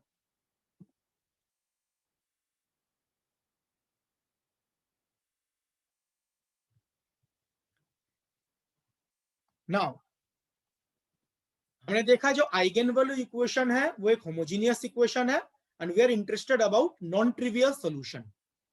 सो for the existence of non trivial solution of x, non trivial solution exist करने का कंडीशन क्या बताया गया था, determinant of coefficient matrix should be equal to 0। वही कंडीशन देखिए यहां पे लिखा गया है, determinant of coefficient matrix is equal to 0।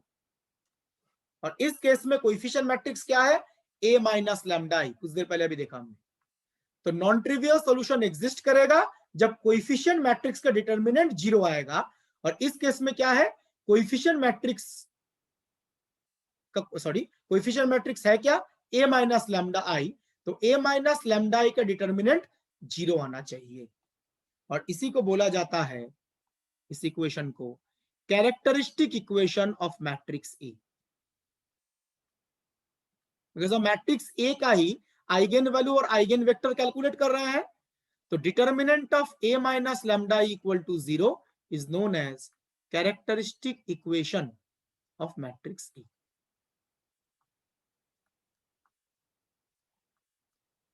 और यहां पे आप नोटिस कीजिए, ए को हम यहाँ पे n बाई n मैट्रिक्स मान के चल रहे हैं, 2x2, 3x3, 4x4 कुछ भी हो सकता है। तो ए एक n बाई n मैट्रिक्स है।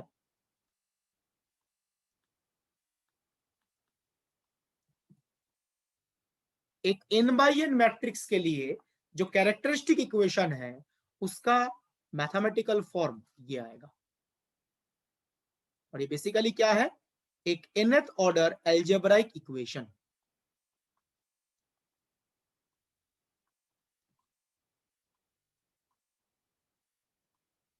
तो n बाई n मैट्रिक्स का जो कैरेक्टरिस्टिक इक्वेशन है वो एक n by n algebraic equation आएगा। अगर ये 2x2 मैट्रिक्स होता तो क्वाड्रेटिक इक्वेशन बनेगा, 3x3 मैट्रिक्स होगा तो क्यूबिक इक्वेशन बनेगा। n बाई n मैट्रिक्स के लिए ये nth ऑर्डर एल्जेब्राइक इक्वेशन बनेगा। और यहाँ पे जो C1 C2 है ये कांस्टेंट कोएफिशिएंट्स है, वो तो मैट्रिक्स पे डिपेंड करेगा क्या आएगा। तो ये एक nth ऑर्डर एल्जेब्राइक इक्वेशन है, इसमें लैम्डा का हाईएस्ट पावर क्या है, n।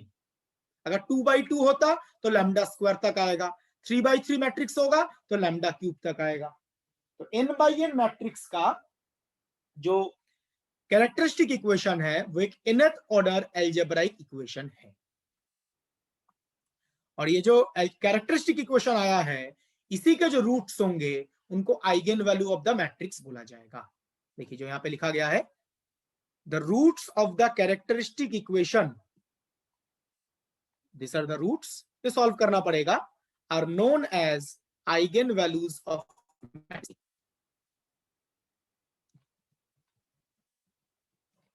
बेसिकली हमें क्या करना पड़ेगा, आपको एक मैट्रिक्स गिवन है, सपोज n बाई n, पहले उसका कैरेक्टरिस्टिक इक्वेशन लिखना है। इस कैरेक्टरिस्टिक इक्वेशन कितने रूट्स आएंगे, nth ऑर्डर इक्वेशन है तो n रूट्स आएंगे। इस कैरेक्टरिस्टिक इक्वेशन का जो रूट्स हैं उन्हीं को हम क्या बोलेंगे, eigen values of matrix A. तो आइगन वैल्यू कैलकुलेट करने का मतलब है बेसिकली हमें कैरेक्टरिस्टिक इक्वेशन के रूट्स फाइंड आउट करने हैं। आइगन वैल्यू का मतलब है बेसिकली हमें कैरेक्टरिस्टिक इक्वेशन के रूट्स फाइंड आउट करने हैं। ठीक है, एंड टू इंपॉर्टेंट रिलेशन जैसे यहाँ पे ऊपर लिखा गया था, ये जो C1, C2, C3 ये कॉन्स्टेंट्स हैं, इनके साथ आइगन वैल्यू का एक रिलेशन एग्जिस्ट करता है। कुछ रिलेशन, यहाँ पे दो रिलेशन लिखे गए हैं।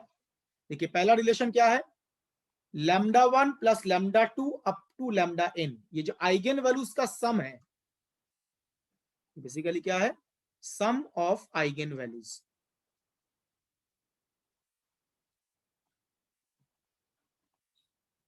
जो आइगन वैल्यूज का सम है इक्वल टू क्या आएगा, -C1। -C1 यहाँ पे मैंने गलत लिखा है। C1 बेसिकली क्या है, lambda two the power n-1 का कोएफिशिएंट। तो सम क्या आएगा, -C1 मतलब minus coefficient of lambda two the power n-1। तो कैरेक्टरिस्टिक इक्वेशन में lambda two the power n-1 का कोएफिशिएंट क्या है, C1, और सम ऑफ द आइगन वैल्यूज क्या होगा, -C1। It is true for N E square matrix, कोई भी स्क्वायर मैट्रिक्स हो किसी भी ऑर्डर का, उसके लिए ट्रू है। Lambda two the power n-1 का कोएफिशिएंट है C1, और -C1 क्या रिप्रेजेंट करेगा, sum of the eigen values. और हम बाद में देखेंगे ये जो sum of the eigen values है, it will be equal to trace of the matrix. इसका एक प्रॉपर्टी भी है, जो sum of the eigen value है वो ट्रेस ऑफ द मैट्रिक्स होगा। और ये जो -C1 आया है ना, ये -C1 ही क्या रिप्रेजेंट करेगा, ट्रेस ऑफ द मैट्रिक्स की। ये सारे रिलेटेड है।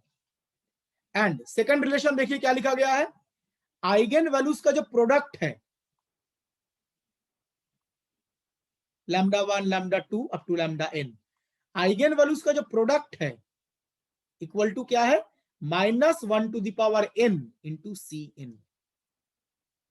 अब देखिए Cn क्या था, इस कैरेक्टरिस्टिक इक्वेशन में जो कांस्टेंट टर्म है, कांस्टेंट मतलब इसके कोई लैम्डा तो नहीं है ना, ये जो इक्वेशन है इसके कोई लैम्डा तो नहीं है, तो इसको हम क्या बोलते हैं, कांस्टेंट टर्म। तो constant term Cn to the into -1 to the power n। तो product of the eigen value जो है उसको हम ये लिख सकते हैं, -1 to the power n into constant term. और यहाँ पे n बेसिकली क्या है, ऑर्डर ऑफ द मैट्रिक्स। जो बार बार n लिखा जा रहा है ना, ये n क्या है, ऑर्डर ऑफ द मैट्रिक्स, ध्यान रखिएगा। ये दोनों रिलेशन किसी भी स्क्वायर मैट्रिक्स के लिए ट्रू हैं। और बाद में हम देखेंगे ये आइगन वैल्यू का जो प्रोडक्ट है ये किसके साथ इक्वल होगा, डिटर्मिनेंट ऑफ द मैट्रिक्स।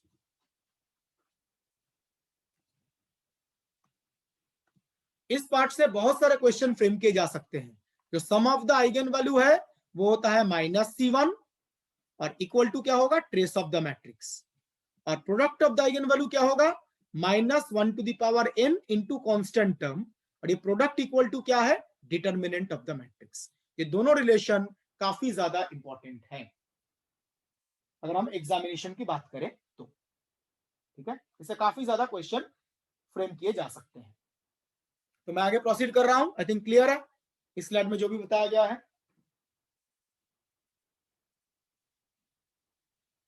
ठीक है,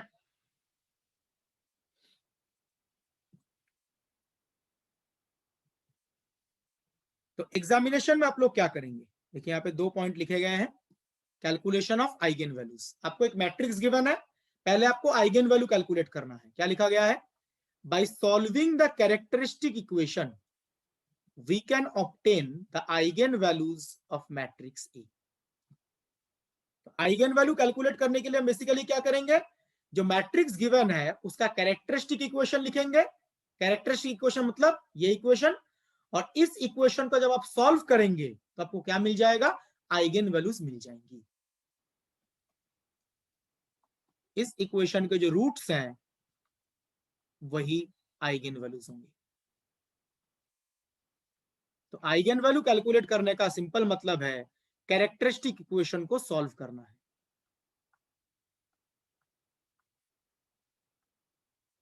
ठीक है, आपने आइगन वैल्यू कैलकुलेट कर लिया, फिर क्या कैलकुलेट करना है, आइगन वेक्टर कैलकुलेट करना है।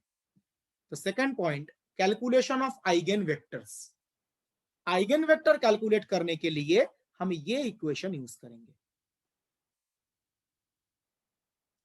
हमने कुछ देर पहले भी लिखा था, a minus lambda into x equal to 0। इस इक्वेशन को यूज करके हम क्या पता लगा सकते हैं, आइगन वेक्टर एक्स पता लगा सकते हैं। इस तरीके से देखिए क्या लिखा गया है ऊपर, by putting the values of lambda in the equation. ये जो इक्वेशन है, इस इक्वेशन में हम लैम्डा के वैल्यूज रिप्लेस करेंगे। अब बताइए लैम्डा के कितने वैल्यूज हैं, लैम्डा के n वैल्यूज हैं, लैम्डा के कितने वैल्यूज आए हैं, n वैल्यूज आए हैं।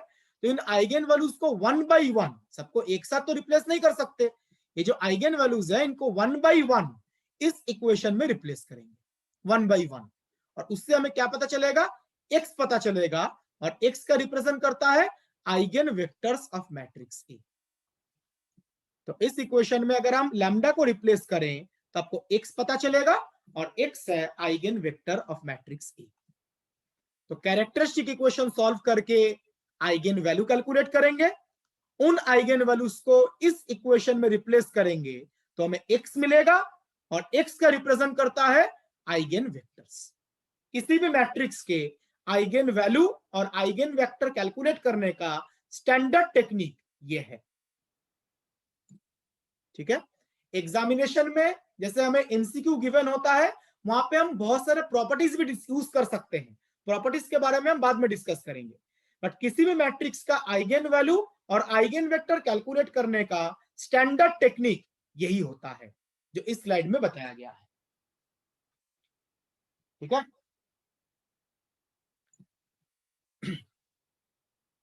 नाउ एग्जाम्पल डिस्कस करने के पहले एक चीज यहां पे मैं मेंशन कर देता हूं,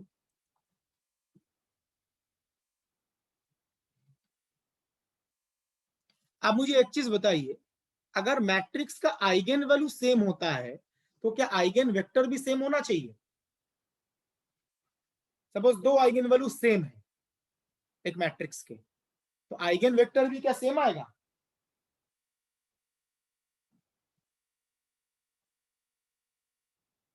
anyone? No, eigen value same होने का मतलब आइगन वेक्टर भी सेम होगा जरूरी नहीं है। आइगन वैल्यू अगर सेम है, आइगन वेक्टर सेम हो सकता है, डिफरेंट भी हो सकता है, वो मैट्रिक्स के ऊपर डिपेंड करता है। तो आइगन वैल्यू अगर सेम है तो आइगन वेक्टर सेम भी हो सकता है, डिफरेंट भी हो सकता है। इसलिए यह समझना जरूरी है ये सेम और डिफरेंट आइगन वेक्टर का मतलब क्या है मैथमेटिक्स में। तो ये चीज मैं यहां पे लिख रहा हूं, जब हम बोलते हैं सेम आइगन वेक्टर,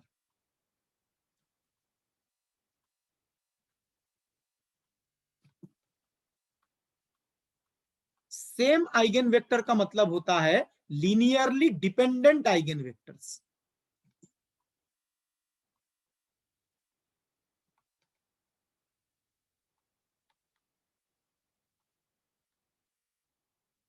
तो सेम आइगन वेक्टर का मतलब है लीनियरली डिपेंडेंट आइगन वेक्टर्स। इसका मतलब है एक आइगन वेक्टर को आप दूसरे के स्केलर मल्टीपल में लिख सकते हैं, जैसे ये x2 इज इक्वल टू के x1। आप x1 x2 को एक दूसरे के मल्टीपल में लिख सकते हैं। तो ये x1 x2 क्या है, लीनियरली डिपेंडेंट। लीनियरली डिपेंडेंट का मतलब ये दोनों सेम आइगन वेक्टर ही है, x1 और x2। तो सेम आइगन वेक्टर का मतलब है लीनियरली डिपेंडेंट, आप एक को दूसरे के मल्टीपल में लिख सकते हैं। यहाँ पे x1 और x2 जो है ये कोई अलग आइगन वेक्टर नहीं है, ये दोनों सेम आइगन वेक्टर ही है, बिकॉज आप एक को दूसरे के मल्टीपल में लिख सकते हैं। आपको ये डाउट हो रहा होगा सेम क्यों बोल रहे हैं, सेम हम इस सेंस में बोल रहे हैं जो एक को दूसरे के मल्टीपल में तो हम लिख सकते हैं, अगर आप x1 और x2 को नॉर्मलाइज करेंगे तो सेम आइगन वेक्टर ही आ जाएगा। अगर आप x1 x2 इन दोनों को नॉर्मलाइज करें तो वो सेम आइगन वेक्टर ही आ जाएगा। इसलिए सेम आइगन वेक्टर का मतलब है लीनियरली डिपेंडेंट आइगन वेक्टर, एक को दूसरे के मल्टीपल में लिख सकते हैं। तो सिमिलरली जब हम बोलते हैं डिफरेंट आइगन वेक्टर,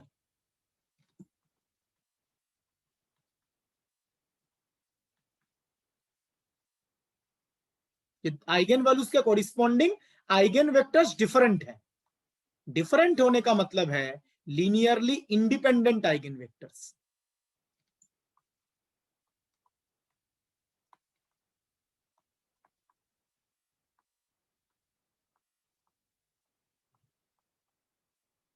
और लीनियरली इंडिपेंडेंट का मतलब है आप एक आइगन वेक्टर को दूसरे के स्केलर मल्टीपल में नहीं लिख सकते।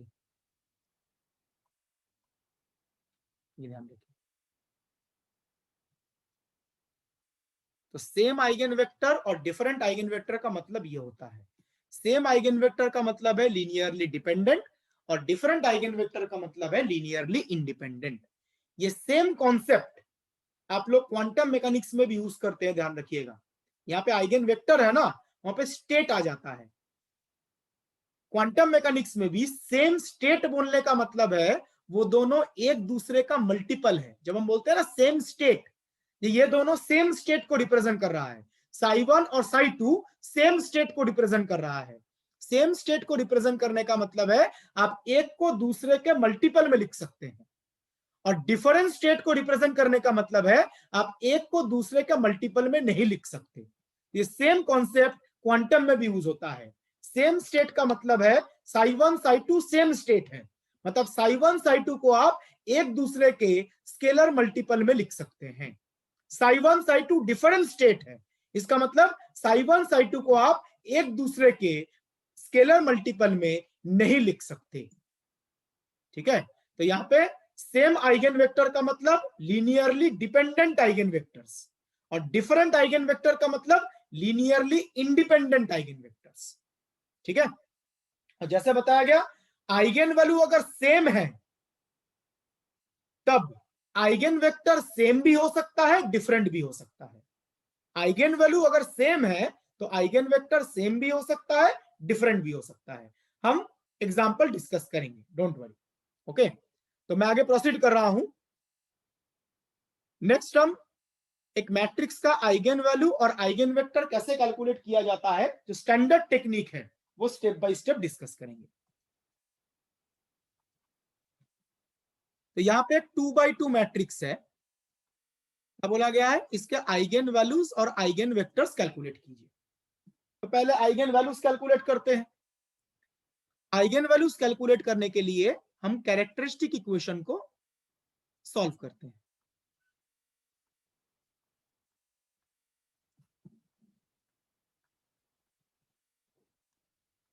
देखिए आ जाएगा 1 माइनस लैम्डा 4 3 2 माइनस लैम्डा।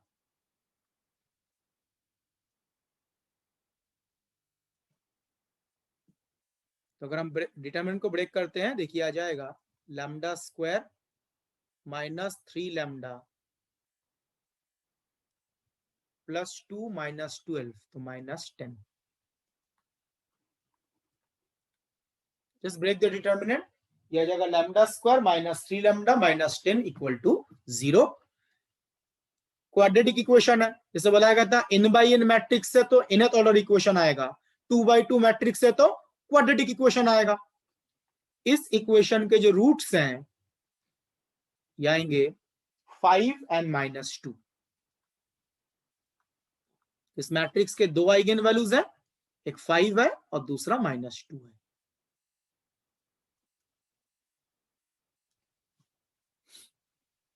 तो इस तरीके से हम मैट्रिक्स के आइगन वैल्यूज कैलकुलेट कर सकते हैं, जो कितना आया 5 एंड माइनस 2। ठीक है, तो नेक्स्ट आइगन वेक्टर में आते हैं। ठीक है, क्लियर है calculation everyone. Next eigen vector. Eigen vector calculate करने के लिए हम कौन सा इक्वेशन यूज करते हैं,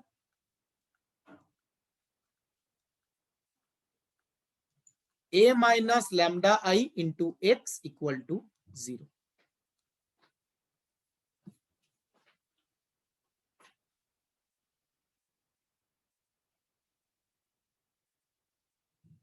ठीक है, तो ये इक्वेशन यूज करके हम क्या करेंगे, आइगन वेक्टर कैलकुलेट करेंगे। तो क्या किया जाएगा, पहले मैट्रिक्स लिखते हैं। a माइनस लैम्डा आई आएगा 1 माइनस लैम्डा, ये तो ऑलरेडी हमने ऊपर लिखा था, वही यहां पे लिखेंगे 4 3 2 माइनस लैम्डा। और ये कॉलम मैट्रिक्स है, दो कंपोनेंट्स आएंगे, दो एलिमेंट्स आएंगे, 2x2 मैट्रिक्स है तो दो एलिमेंट्स, ये ध्यान रखिएगा। ये ओरिजिनल मैट्रिक्स क्या था, 2x2, इसलिए x के दो कंपोनेंट्स आएंगे, x1 x2। 3x3 मैट्रिक्स होगा तो तीन कंपोनेंट्स आएंगे, x1 x2 x3, ठीक है, equal to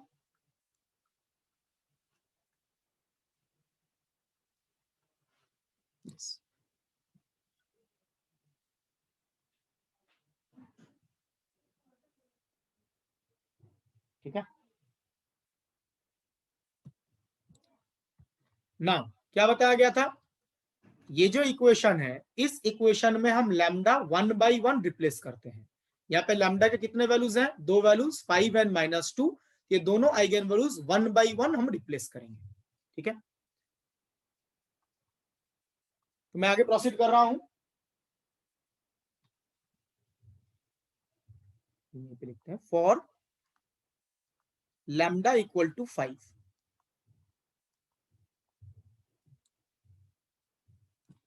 lambda equal to 5 अगर हम रिप्लेस करते हैं तो लैम्डा 1, ठीक है, फर्स्ट आइगन वैल्यू लैम्डा 1 5 है। अगर आप ये रिप्लेस करें, देखिए क्या आएगा, लैम्डा के बदले 5, -4 4 3 -3 into this,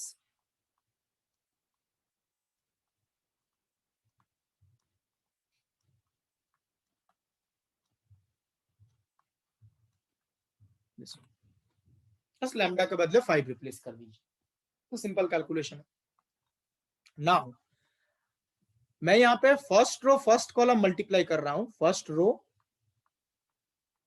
and first column. आप second row second first column भी मल्टीप्लाई कर सकते हैं, सेम रिजल्ट आएगा, कोई फर्क नहीं पड़ेगा, यू कैन चेक इट।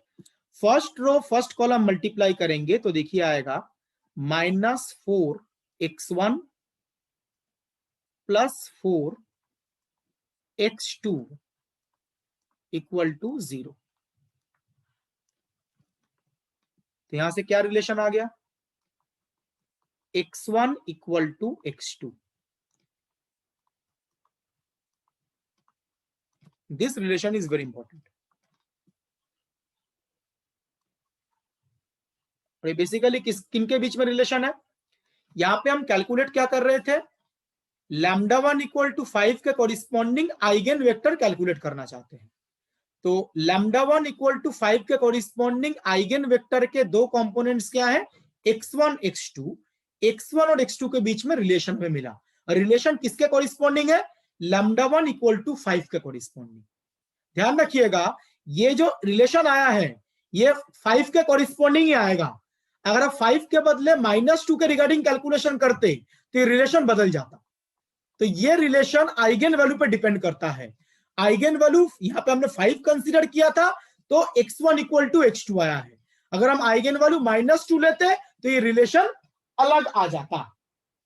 अब आप मुझे बताइए, यहां पे जो आइगन वैल्यू है 5, इसके कॉरिस्पॉन्डिंग आइगन वेक्टर है ये, दो कंपोनेंट्स क्या है, x1 x2।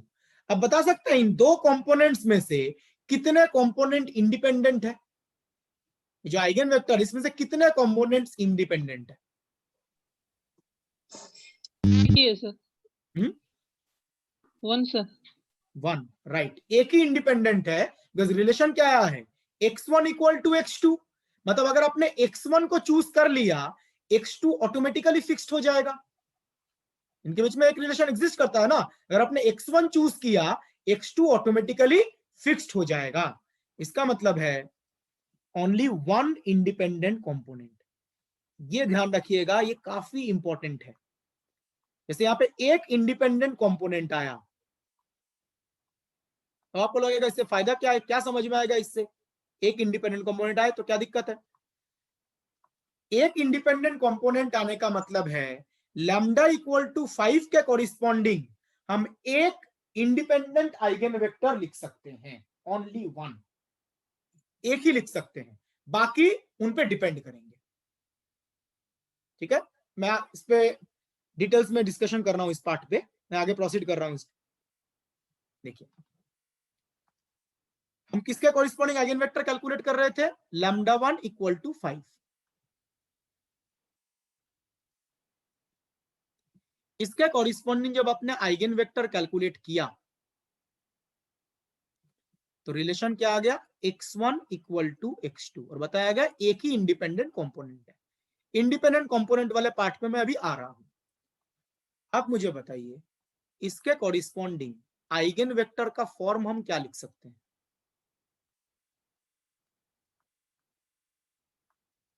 x1 को हमने चूज किया k, तो x2 ऑटोमेटिकली क्या हो जाएगा k। x1 और x2 सेम है ना, तो x1 को आप इंडिपेंडेंटली कुछ भी चूज कर सकते हैं। सपोज हमने x1 को k चूज किया तो x2 क्या बन जाएगा, ऑटोमेटिकली k बन जाएगा। आप मुझे बता सकते हैं इस फॉर्मेट के आप कितने आइगन वेक्टर्स लिख सकते हैं। ये जो फॉर्मेट है इसके कॉरिस्पॉन्डिंग आप कितने आइगन वेक्टर्स जो इस फॉर्मेट को फॉलो करें। Infinite sir. इनफाइनाइट लिखना पॉसिबल है। किसने लिख दिया 1 1, देखिए x1 x2 सेम है। किसने लिख दिया -2 -2, किसने लिख दिया 2 आयोटा 2 आयोटा। देखिए ऐसे आप infinite number of eigen vectors लिख सकते हैं। लैम्डा इक्वल टू 5 के कोरिस्पॉन्डिंग जो आइगन वेक्टर है वो इस फॉर्मेट को फॉलो करना चाहिए। के दोनों सेम आने चाहिए। इस फॉर्मेट को देखिए, ये सारे फॉलो कर रहे हैं। जरूरी थोड़ी ना के को पॉजिटिव होना जरूरी है। के पॉजिटिव भी हो सकता है, नेगेटिव भी हो सकता है, के रियल भी हो सकता है, कॉम्प्लेक्स भी हो सकता है। के ऊपर कोई रिस्ट्रिक्शन नहीं है, के रियल कॉम्प्लेक्स कुछ भी हो सकता है। तो ये जो फॉर्मेट है इस फॉर्मेट को फॉलो करेगा, ऐसा आप infinite number of eigen vectors लिख सकते हैं। रियल, कॉम्प्लेक्स, पॉजिटिव, नेगेटिव कुछ भी हो सकता है के का value. Infinite number of eigen vectors.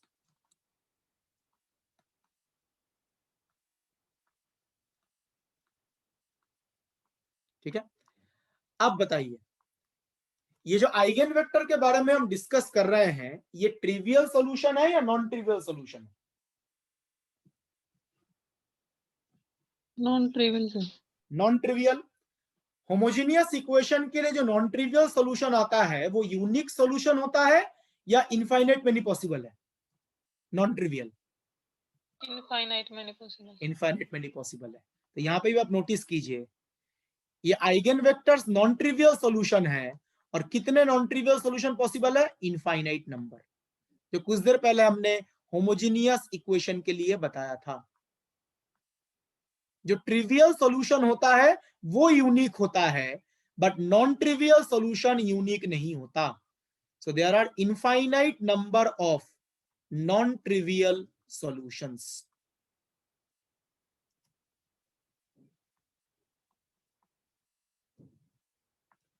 Option में इनमें से कोई भी एक रह सकता है, कोई भी एक, वही करेक्ट आंसर होगा। आपको जस्ट चेक करना है कौन सा ऑप्शन इस फॉर्मेट को फॉलो कर रहा है। ये जो फॉर्मेट है,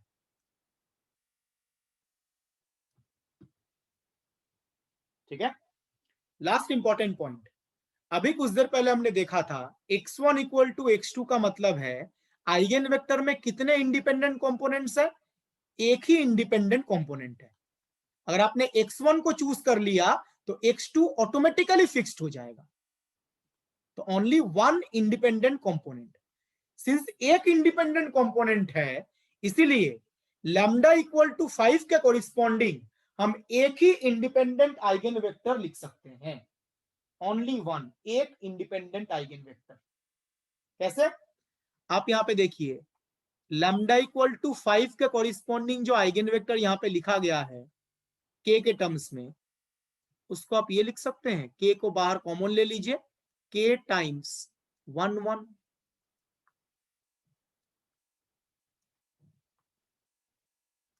जो लैम्डा इक्वल टू 5 का कोरिस्पॉन्डिंग आइगन वेक्टर है उसको हम ये लिख सकते हैं। क्लियर। तो जो बोला गया था एक इंडिपेंडेंट कंपोनेंट है तो एक ही इंडिपेंडेंट आइगन वेक्टर होगा। इस केस में इंडिपेंडेंट आइगन वेक्टर ये है 1 1।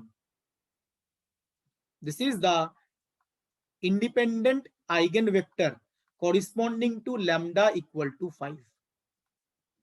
बाकी जितने भी आइगन वेक्टर्स होंगे वो इनका स्केलर मल्टीपल होगा, मतलब इन पे डिपेंड करेगा। अभी कुछ देर पहले बताया था सेम आइगन वेक्टर का मतलब लीनियरली डिपेंडेंट और डिफरेंट आइगन वेक्टर का मतलब linearly independent.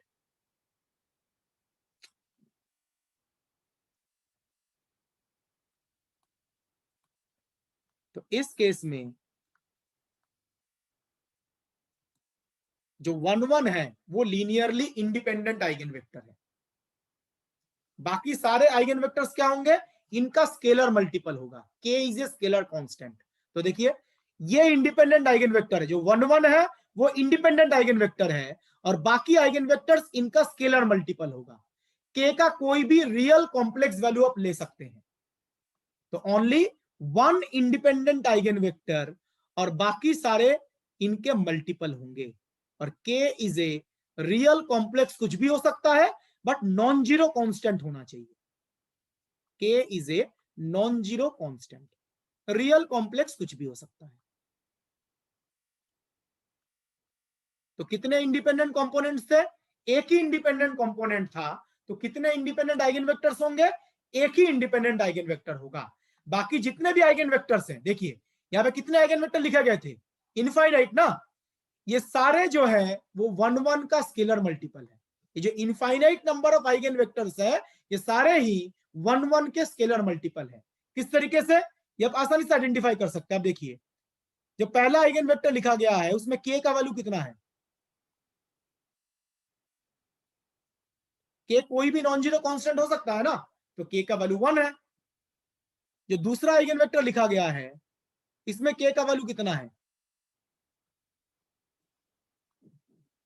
-2।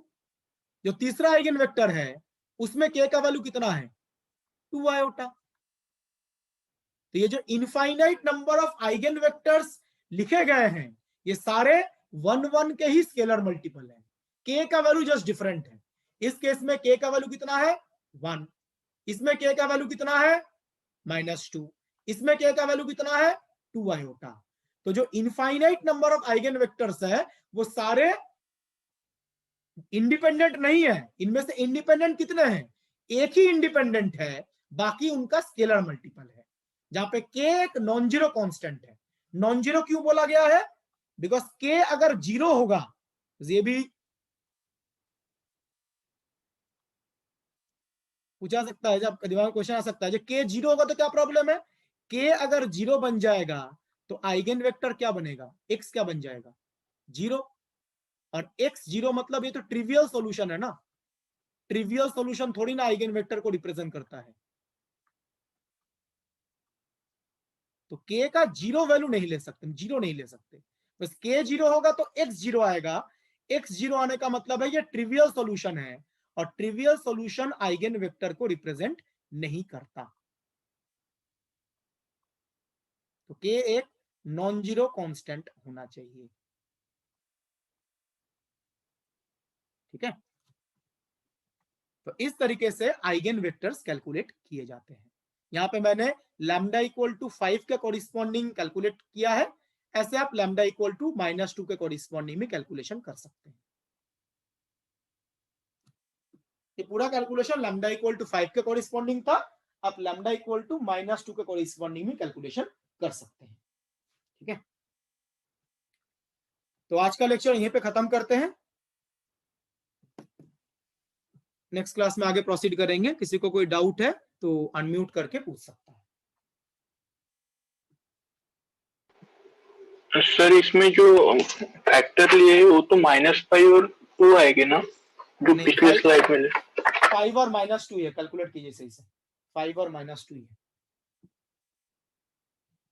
Check your calculation, 5 और -2 है। तो ये तो क्लियरली जैसे मैंने बोला सम ऑफ द आइगन वैल्यू क्या होता है, ट्रेस ऑफ द मैट्रिक्स ना, तो इस केस में ट्रेस कितना है, जो sum of the eigen value है वो always trace of the matrix होता है। तो 5 -2 ही होगा।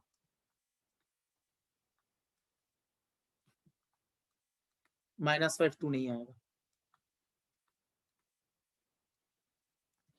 और डिटर्मिनेंट भी आप चेक कर सकते हैं, जो product of the eigen value होता है वो डिटर्मिनेंट होता है।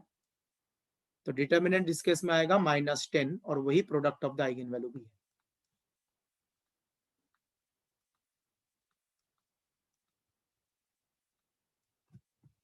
और कोई क्वेश्चन?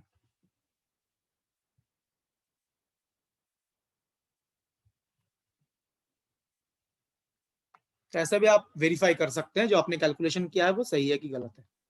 ट्रेस और डिटर्मिनेंट भी चेक कर सकते हैं।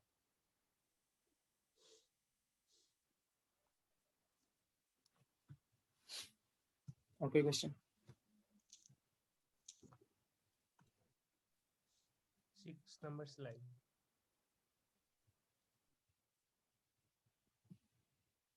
Just one second. बिल्कुल किसी ने क्वेश्चन किया है, जो मैट्रिक्स का ऑर्डर होगा उतनी ही आइगन वैल्यूज आएंगी। जैसे 2x2 मैट्रिक्स है इसलिए 2 आइगन वैल्यूज, 3x3 मैट्रिक्स होता तो 3 आइगन वैल्यू, n/n मैट्रिक्स होगा तो n आइगन वैल्यूज। जो मैट्रिक्स का ऑर्डर है उतने ही आइगन वैल्यूज आएंगी। अब उनमें से आइगन वैल्यू सेम डिफरेंट वो हो सकता है, ठीक है, सेम डिफरेंट हो सकता है, बट मैट्रिक्स का जो ऑर्डर होगा उतने ही आइगन वैल्यूज एग्जिस्ट करेंगे।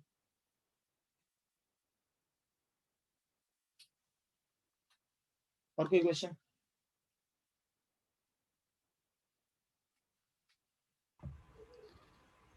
Sir, जैसे- last second slide.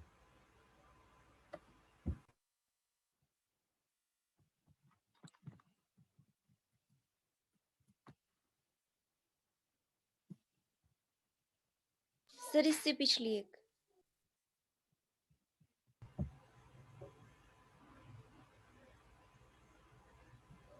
सर ये जो सेम आइगन वेक्टर ये वाला एक बार दोबारा बता दीजिए। जैसे मैंने बोला था, जब आपको बोला जाता है सेम, दो आइगन वेक्टर सेम है, तो दो आइगन वेक्टर सेम तभी हम बोलते हैं जब आप एक को दूसरे के स्केलर मल्टीपल में लिखते हैं। जैसे मैं यहाँ पे एक एग्जांपल लिख देता हूँ तो समझ में आ जाएगा।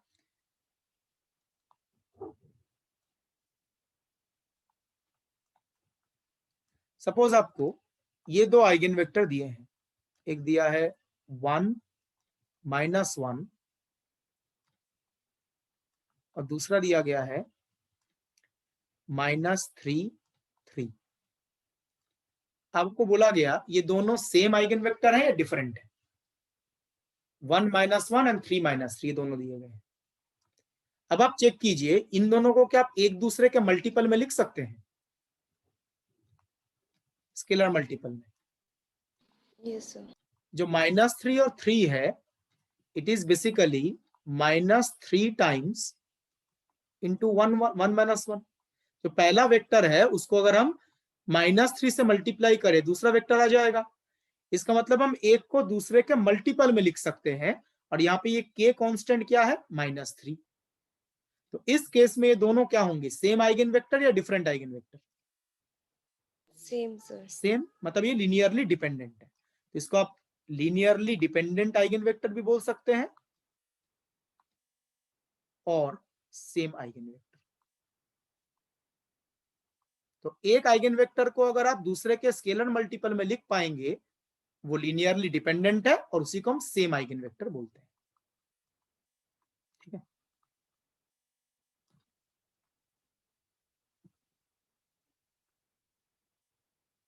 और कोई क्वेश्चन? सर एक आपने आइडेम्पोटेंट मैट्रिक्स के लिए बताया था ना, या तो वो सिंगुलर होनी चाहिए या फिर नॉन सिंगुलर आइडेंटिटी मैट्रिक्स होनी चाहिए। तो सर जैसे नॉन सिंगुलर आइडेंटिटी मैट्रिक्स के लिए आपने बोला था determinant of a minus I equal to 0, तो उसमें आपने बोला था कि a इक्वल टू आई हो जाएगा। तो सर ये ऐसे भी तो हो सकता है कि जैसे determinant of a minus I equal to 0 है, तो a माइनस आई इस प्रकार से चूज करें कि a minus I equal to कोई सिंगुलर मैट्रिक्स आ जाए, तो भी वो उसका डिटरमिनेंट 0 हो सकता है। आप मुझे एक चीज बताइए, जो a माइनस लैम्डा मैंने लिखा है, जो a माइनस लैम्डा मैंने लिखा है, a माइनस आई लिखा था ना वहां पर, यस उसको सर। इसके साथ कंपेयर करो तो लैम्डा कितना आ रहा है? 1। 1। तो मैट्रिक्स के आइगन वैल्यूज 1 है, तो किस मैट्रिक्स के लिए होता है? Idempotent matrix. Identity matrix. हाँ, आइडेंटिटी मैट्रिक्स। ओके।